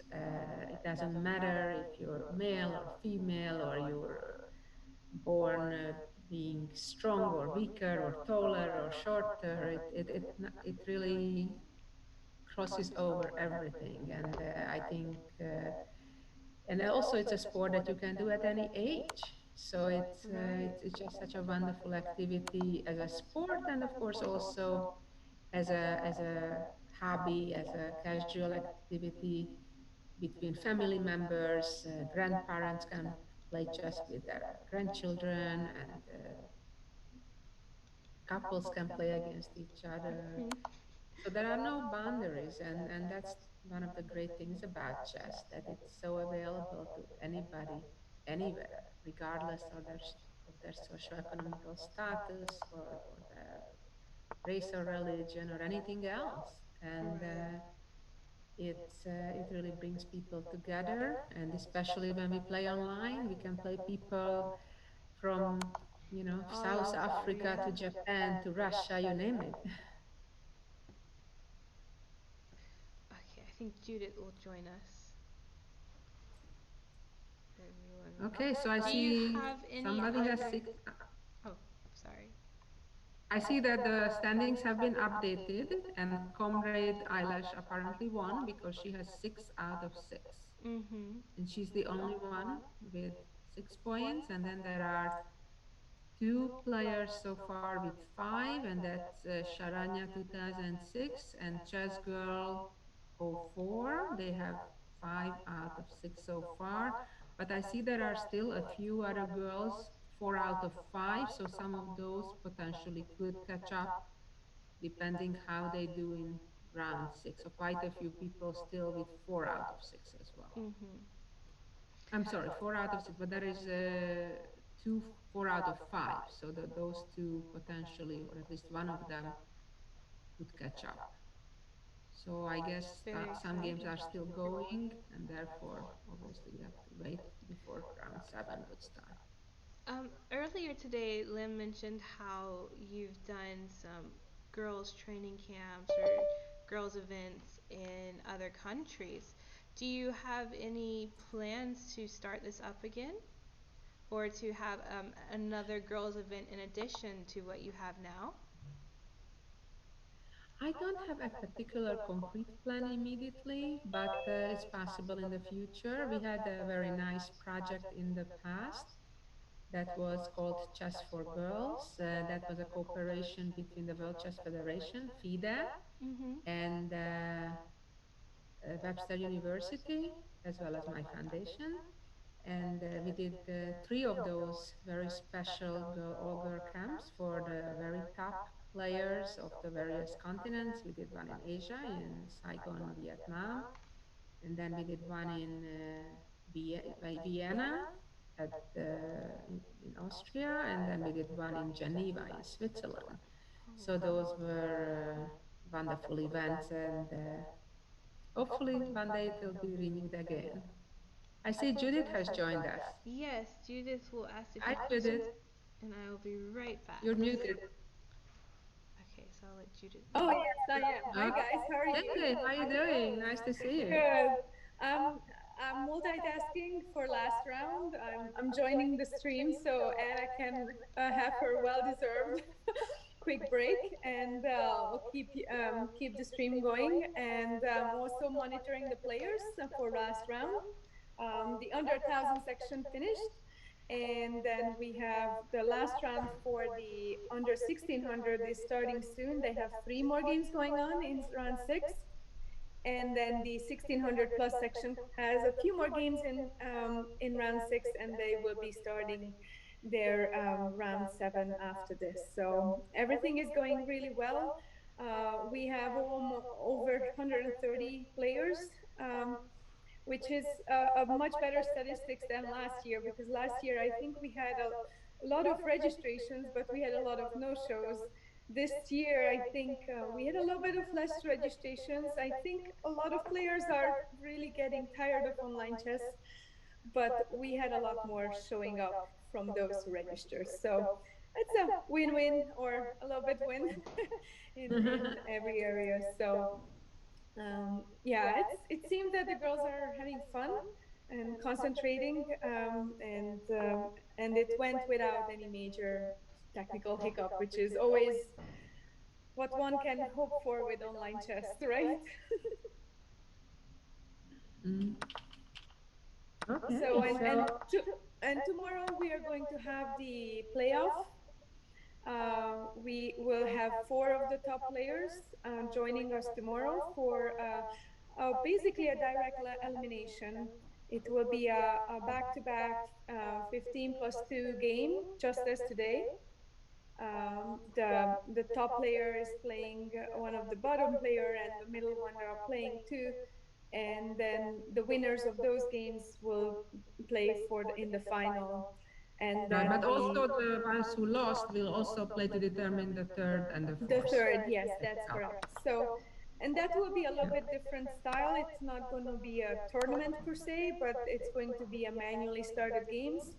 And of course, those players will be monitored by 2 cameras, just as right now we are monitoring with 2 cameras the top sections. So, um, so I think everything is going well, and yes, and round 7 of the under 16,000 just starting. So I'm actually putting in good luck to them.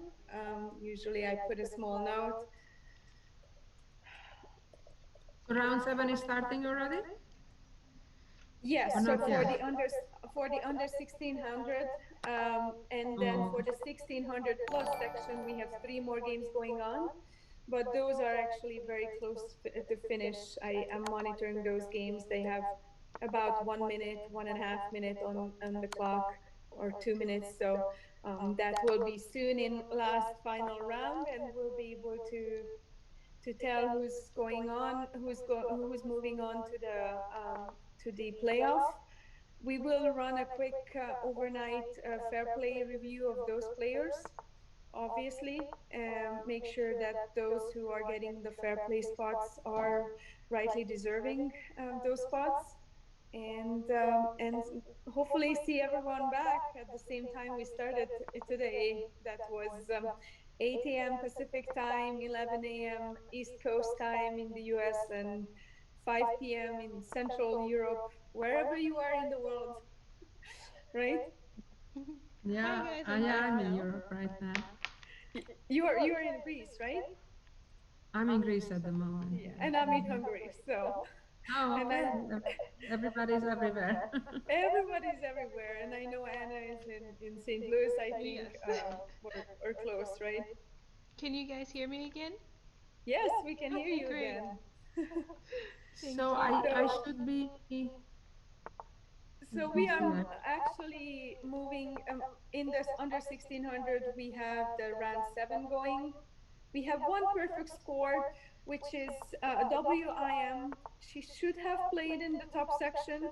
Unfortunately, she did not have the required number of games.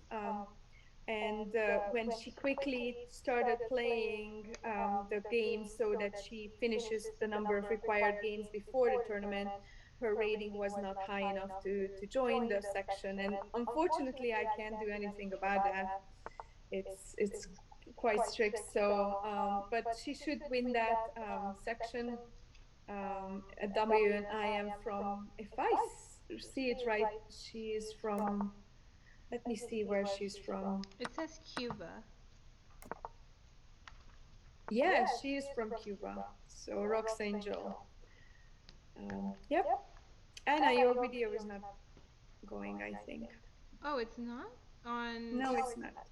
On which platform? Oh yeah, yeah. Never mind. Never mind. I know. Okay. You have a different setup, so it's good. Sorry, I couldn't figure out how No, to no, have no. the It's video good. on It's both. good. You're doing really good, and everyone, let's give Anna a huge round of applause because she's worked so much to get ready for Oh, this thank you, tournament. Charlotte Chestiner, for rating So, us. yeah. Oh, cool. My Peter, former Susan. boss. Susan, so do you have time? If you have time, I would rather leave the Zoom and have you guys cover the last round of the top section. If you have time, Susan, I'm not sure. Okay, I can stay a little bit longer. Okay, because last round just started for the top section. We have won 6 out of 6, and we have 5 out of 6 players, and they are actually playing against each other. So it can be really anyone's spot in the top 5. And yeah, if you guys want to cover those 4 or 5 games, top 3 or 4 games, that would be wonderful. Okay. Okay. Okay. And Susan, what you should do is if you can pull up the Twitch on your browser. So Yes, I did that. okay, wonderful. Thank you. Okay, so thank you so much, and have a good last round. Thank you. Okay, can you still hear me, Anna? Yes, I can still hear you perfectly. Oh, wonderful. And I do see the broadcast as well. Great. I'm just pulling up the top games. So we have Okay, the so favorite to this is win. the, no, this is, yeah, this is the top board. Yes, so So again, White is outrating her opponent significantly by more than 300 points. But of course, these are online ratings, so we're not quite sure what the real ratings would be, over the board ratings would be. So this is a King's Indian, Zamish variation, really exciting. White is kind of taking her time, figuring out what to do. Usually black would normally castle earlier on, but here black is trying with an early c6, a6, trying to play probably b5 quickly, but finally white made a move and black is playing very fast, only using the increment so far, and knight c1. So that's kind of an interesting option. Now black continues developing, and a little bit tricky decision to make for black soon, whether to push b4 and kind of close the queen side or keep the tension open for now. Queen d2. So this knight c1 is kind of interesting in a way that oftentimes white likes to start an attack on the king side and castle queen side, but with a knight on c1, it makes it a little more difficult. So let's see what white is trying to do here. Knight b3.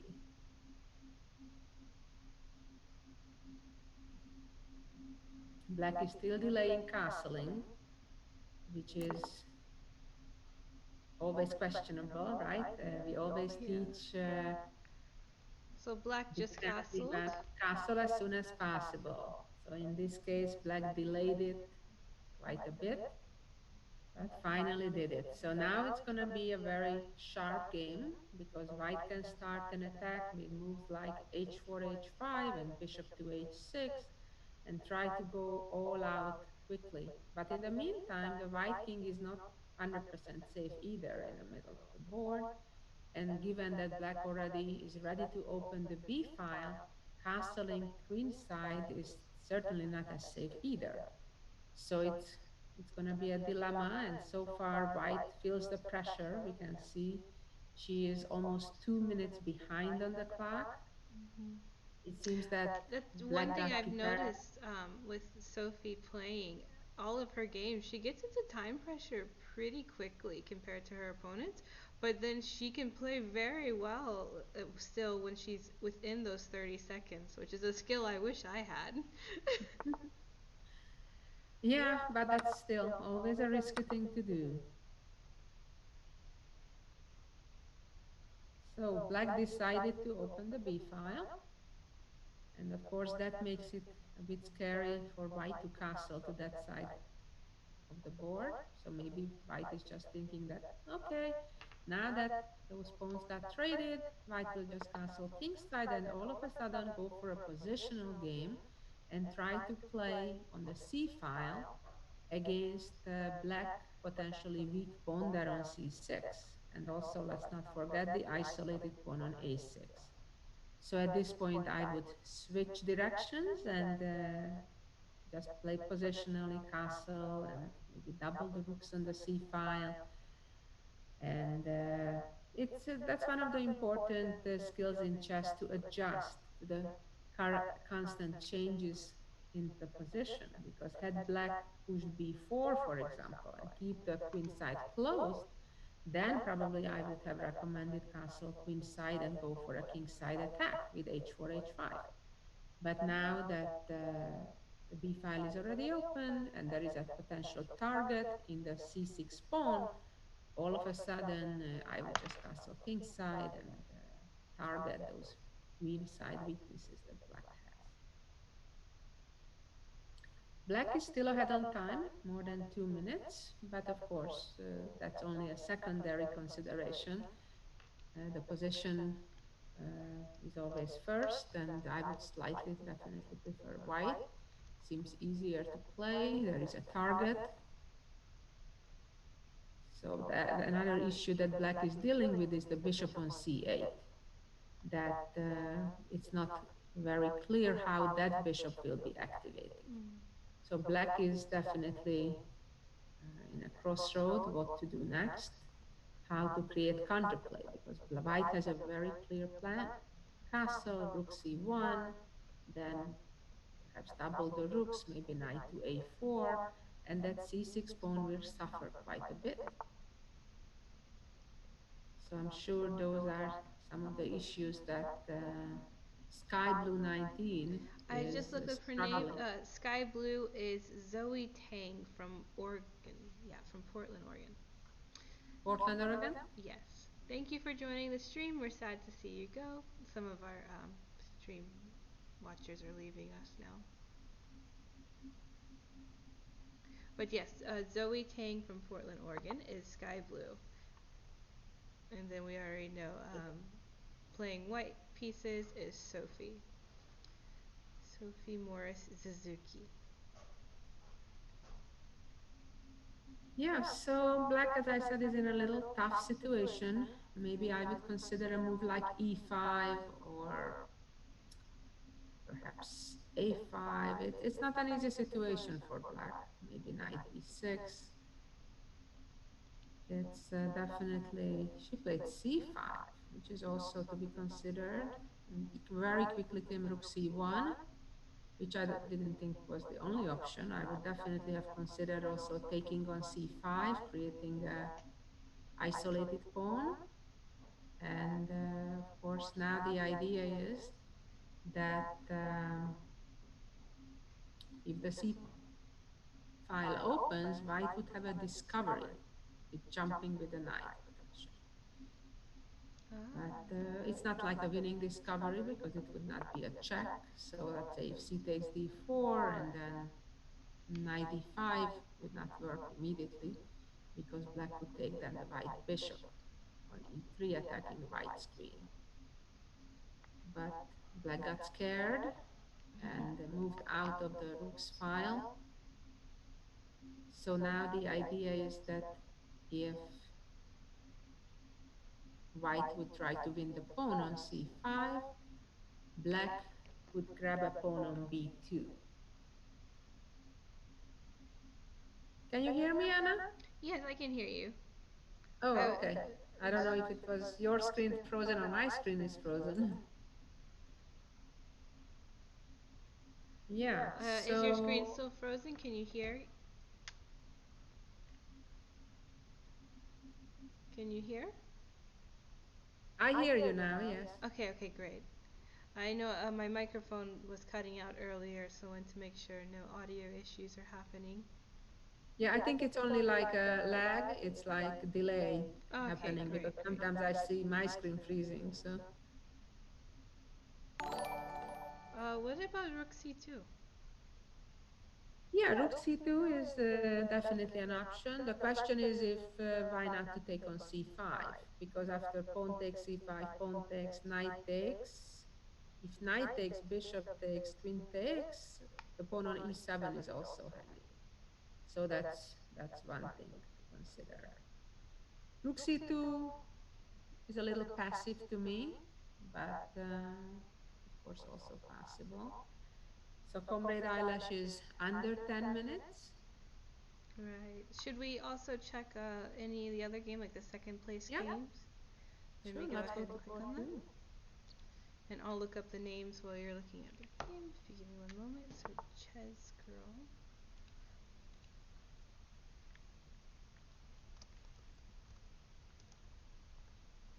So, Chess Girl, oh my goodness. It looks like the middle name is Teresa, which I can say. I'm worried if I try pronouncing the first name, I'm going to butcher it. Maybe it's Daijeng. Mhm. It's spelled Diajeng. Mm. But we'll just call it Teresa Singh. Does it say where she's from? And then playing the black pieces. Let me look up her name one moment. So right now it's white to move, and white is a pawn down. So black is doing pretty well so far in this game. Of course, the d6 pawn is a backward pawn. It's a weak pawn. And I'm a little puzzled actually about black's last move. White to weaken that d6 pawn as well as close up the bishop on g7. So white now has a clear target, could double up rooks on the d file and target that pawn on d6.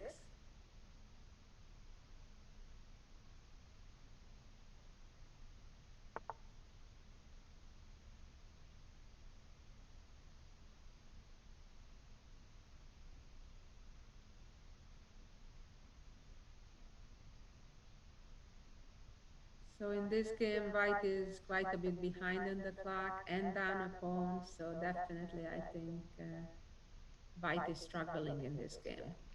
So maybe I want to look at board three, perhaps. I mean, there is of course drawing Yes. hopes with opposite color bishops. So on board 3 we have the FM, which I think is the only player in the tournament who has a title that's not a woman's title that they use for chess.com.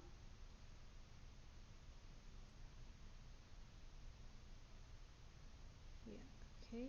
And I'll look up their real names as well. That way we can give them credit. That's cute.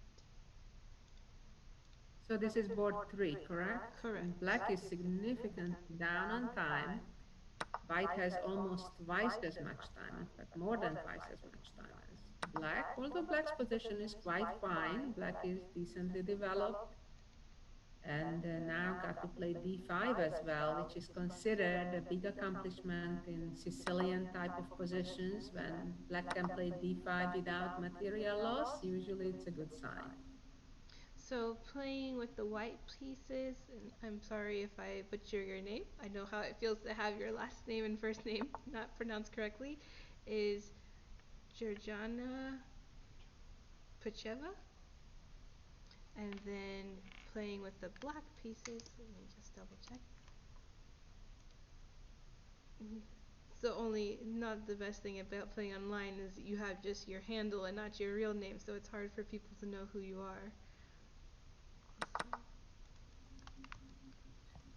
Yeah, so here, of course, we expect white to take on d5, otherwise the black pawn would move forward to d4, as they did. They traded not just pawns, but the knights as well on d5, and white played b3 to protect the pawn on a4.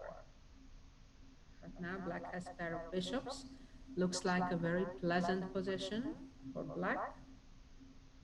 Black accomplished everything they could out of the opening or early middle game. So now black will probably retreat with the bishop, and then the pawn on c2 will be under attack. Playing the black pieces is Vantika Agarwal. Mm-hmm. Is that an Indian flag? It's a tiny flag. It looks like Indian flag, perhaps? Yes, it is India, and I believe the FM is from Bulgaria. Yep, Bulgaria. And Judith is saying Yeah. she played last year as well. Yeah, I mean, the only thing I would be really concerned here for black is being so much behind on the clock. That looks scary. And she went bishop e6, not b7. I know the circumstances for it being held online were not the best, and because of COVID, it couldn't be held in person. But I think it was an amazing opportunity for many girls from other countries and that normally would not be able to play in this event to have that opportunity to play in the event, since it was held online and it was opened up to not just the invitation only by state. So I'm really glad to see the turnout from this year and last year of all the girls that were introduced to the event, and I look forward to the event being held at one point in time where it's not just only online are you able to have these girls from all the other different countries, where soon it will be held in person too, where these girls will be able to attend, not just the girls in the States and the Americas. Absolutely. And if you look behind you, Anna, I don't hear you now. Can you hear me? I lost you for a moment. Okay. Yeah, so I'm just looking at your background. Mm-hmm. That I can see you're at the Spice office with all the books, the Yes, yes, Spice library behind you, Mm-hmm. and lots of amazing memories.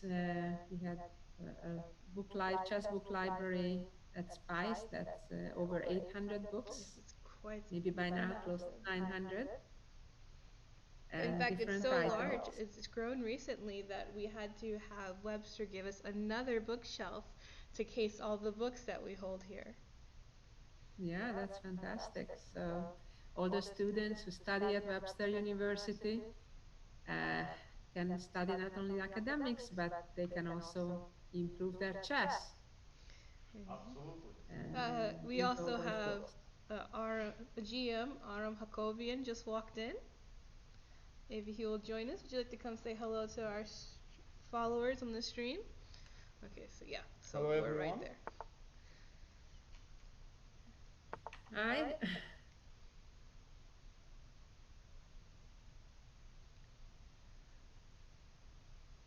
Yeah, so looking at this game hello, how are you? I'm good. Looking at this game, black is down to under 4 minutes, which is never pleasant when your opponent has almost 11, but at least the position is pretty good. So let's go back perhaps to the top board. I was just going to. Okay, here we go, back to the top position.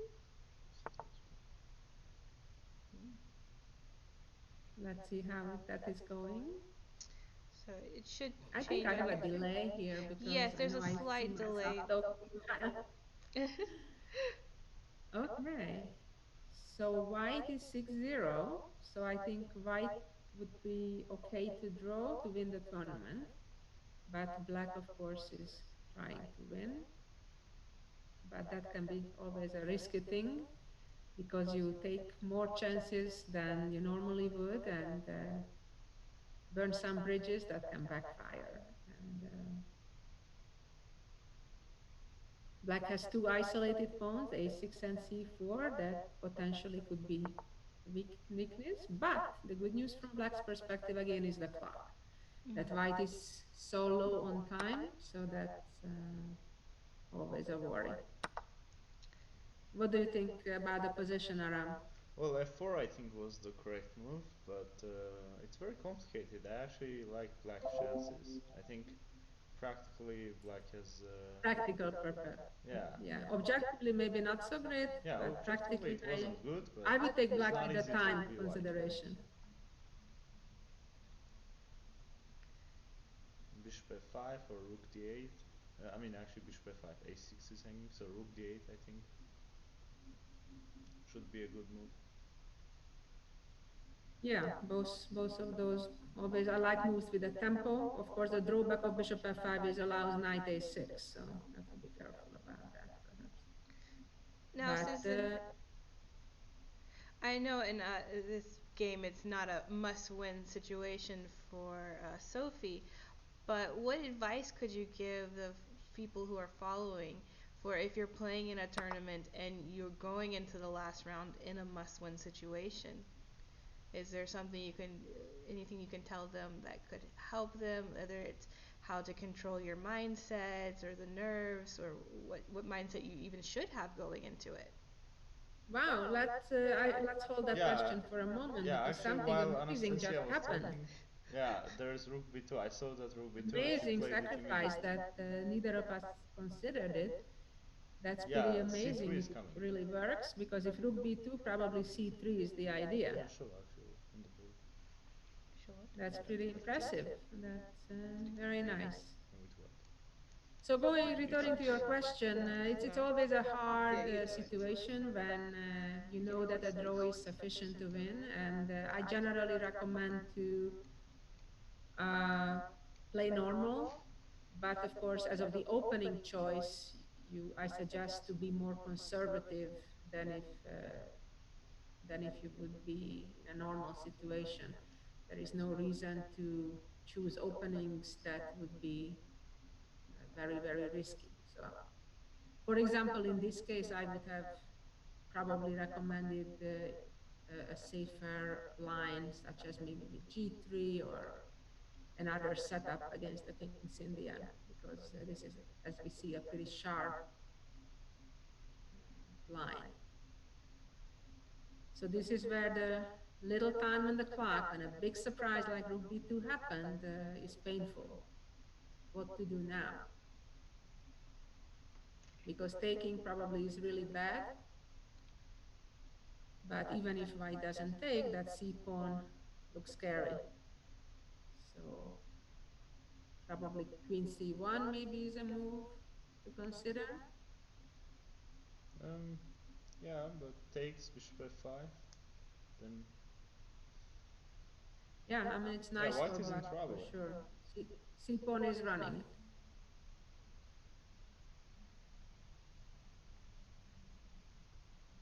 Rook b2 was an awesome move. Yeah, it was a hidden jewel.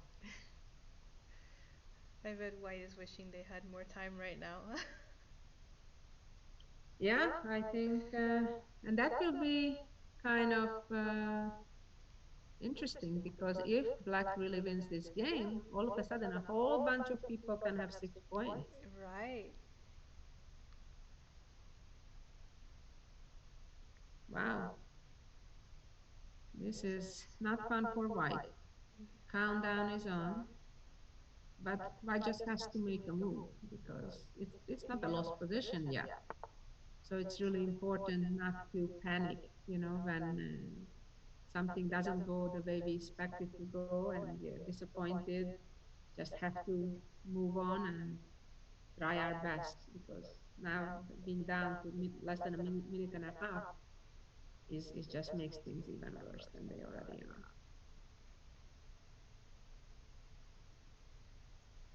So now black is up a pawn in addition to having a great position. So I think black has a number of good moves here. Probably c3 is one of them. Although c3, I think queen e1, and it's still not or lost. Just taking on c2. Rook c2.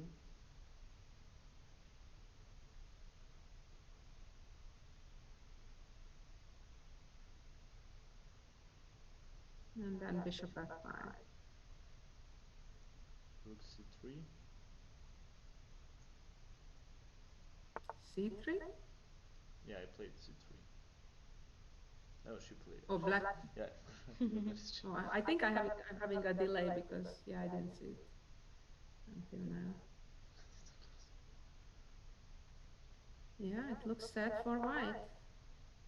So let's look at the standings. How many people can catch up to 6 points? I think it's quite a few. It was quite a few. I looked at it earlier. So here's the championship section. 1, 2, 3, 4, 5. This is 5 can have 6 points. And do you know this person, Lara? Yeah, she's a friend of mine. Number 5, the Armenian playing, is a friend of Aram's. It's only 4 places are qualifying, yeah? Yeah. Yeah. But she's down already, like she has 5 points out of 7. Yeah, so the ones with 5 out of 6 so far, there's only 3. Mm-hmm. And so there is one person with 6, and you said 3 only with 5? Correct. Oh. Thank you, Planet AL, for following. So now, I guess black should somehow protect the c3 pawn, maybe by moving the knight.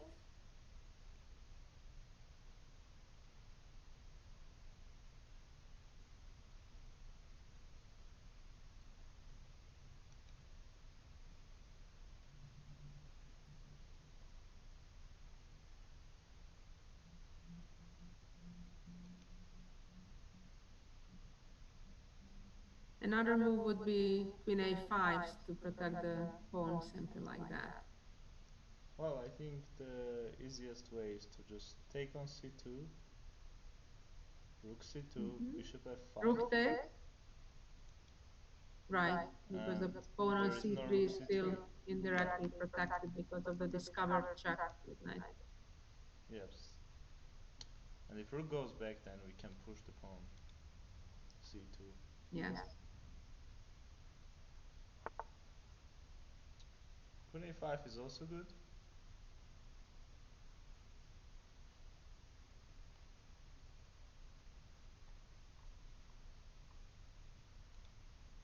Yeah, it will be quite a big upset if black wins this game, and in quite a style.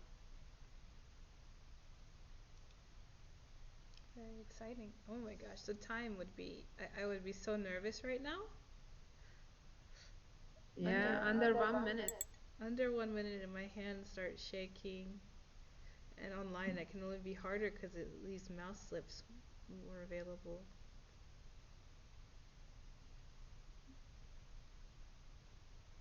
Yeah. 20 seconds, that's what it really starts getting nerve-wracking.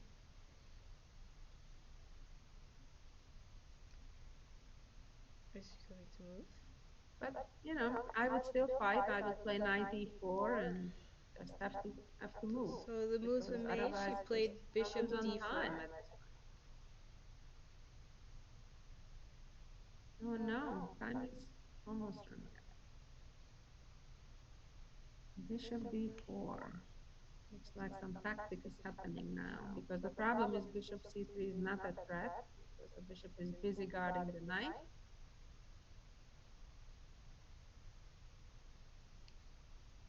Well, there is queen b4, there is bishop f5, a lot of options for black. Yeah.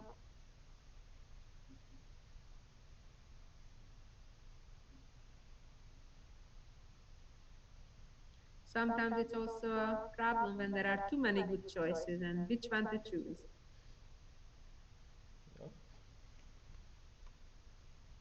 So in all 3 of the top games, they're all the white players are under a minute. No, black plays. Or like there's time pressure in each of them. It's black. I read the layout wrong. Yeah, even bishop h6 is like a funny move. Bishop h6. Yeah. That works too.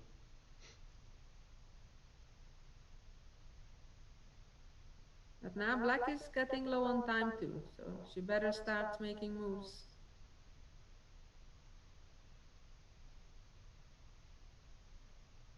pressure is getting to her as well a little bit, it seems. Sometimes it's a hard feeling being so close to victory, and it's easy to make a last-minute mistake.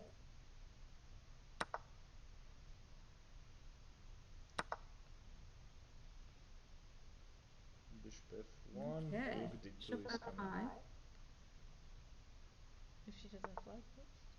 Yeah, if she finds rook d2, it's going to be a perfect game From sky black side? from black side. Yeah, sky blue making. Wow, rook d2 and game over. Oh my gosh. 5 seconds left. Oh! Oh.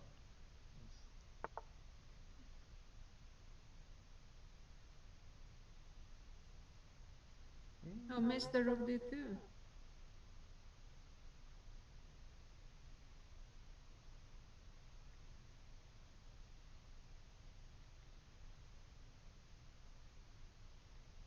But black is just 2 pawns up, right? Even if there is no tactic. But I think actually there is, because after rook d8, I don't see a way. I think there should be, but I'm just saying. Yeah, I don't see a way how to stop rook b3.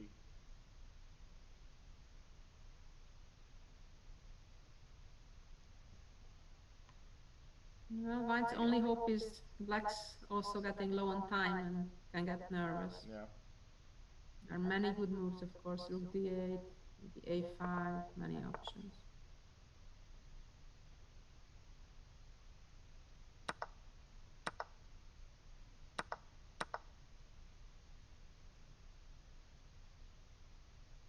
Well, I don't really like what black is doing here, but it's still winning.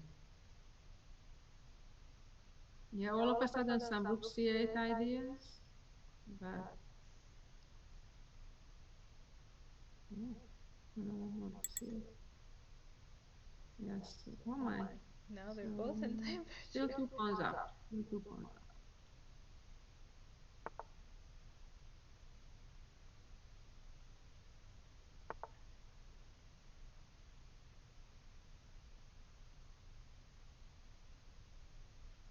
But we know that Comrade Eyelash is very good in time pressure with making moves and not flagging usually from her past games of this tournament. And for Sky Blue, I'm not too sure how she'll handle being under time pressure. Just Blue also has one per game.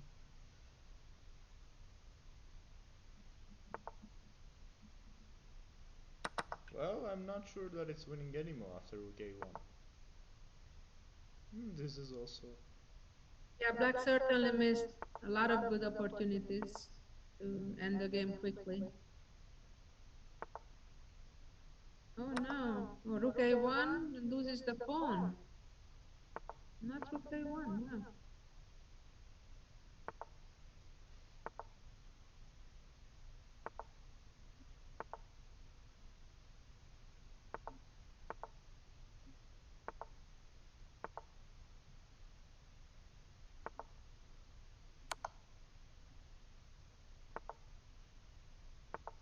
Wow, what a game.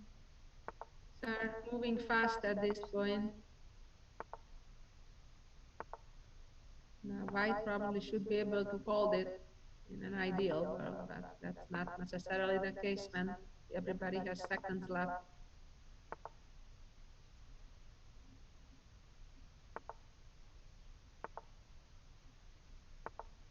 e4 at some point. What happened?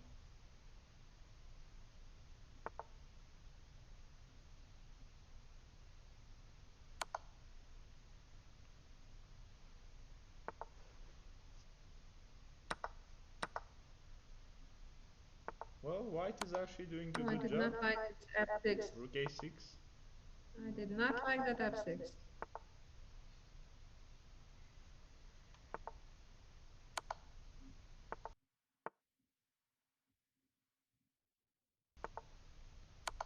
Go.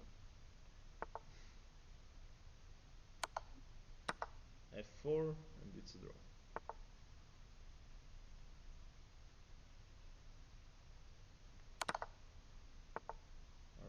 Oh, what a save for White if White survives this. Wow. Wow. Sky Blue 19 must be so upset. Especially when she analyzes it and sees Rook D2. For me, I know that would make me so upset afterwards. I would just be devastated that I missed it. And it's official. And it's official. She survived But unexpectedly. seems like Sky Blue still qualified, so good for her. Right.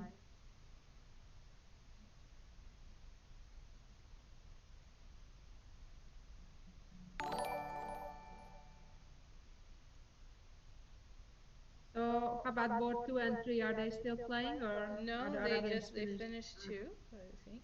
Yeah. So White won. So is everything finished? I think all the top games are finished, but let me double check. Oh, she ended up winning too. She wasn't winning really. Okay. So there's only one game left in the championship section, and the standings for the championship section. I can extend the board so you can see it. Just give me one moment. Let's do Chess Live. Unlock it. This.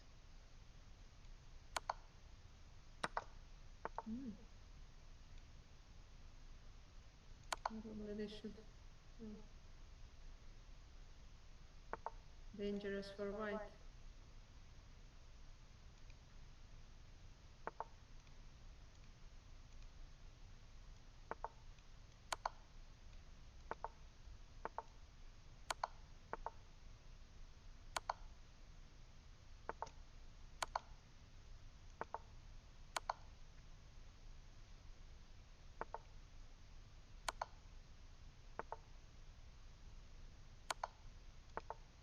Yeah, unexpected, another draw coming. Hard for draws. Tournament is All right. over. All the games are over? Yeah, so the tournament is now over. In first place we had Comrade Eyelash, which was Sophie. Then in second place, Chess Girl. And third place is the Sky Blue, who just drew Comrade. Oh, the three-way tie, and only two of those girls are making it to tomorrow's playoff. Yeah. So I guess So here are the STT is, final standings. if we go in this order, she's the one not making it to the playoff.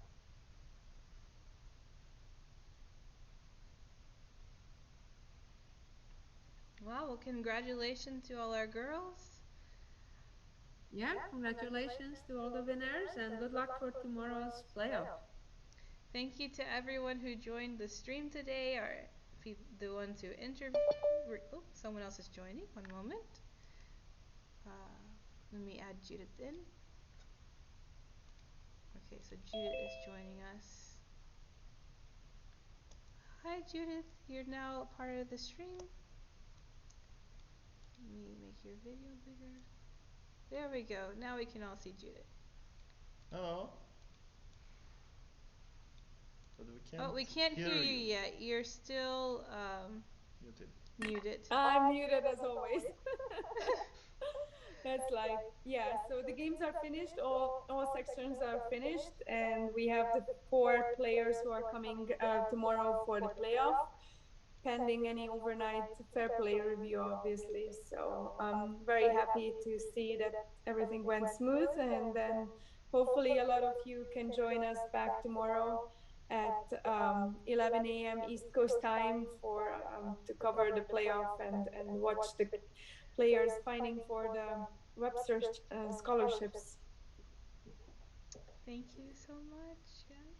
Thank you, Thank Arun, you, for Judith, joining us. for absolutely.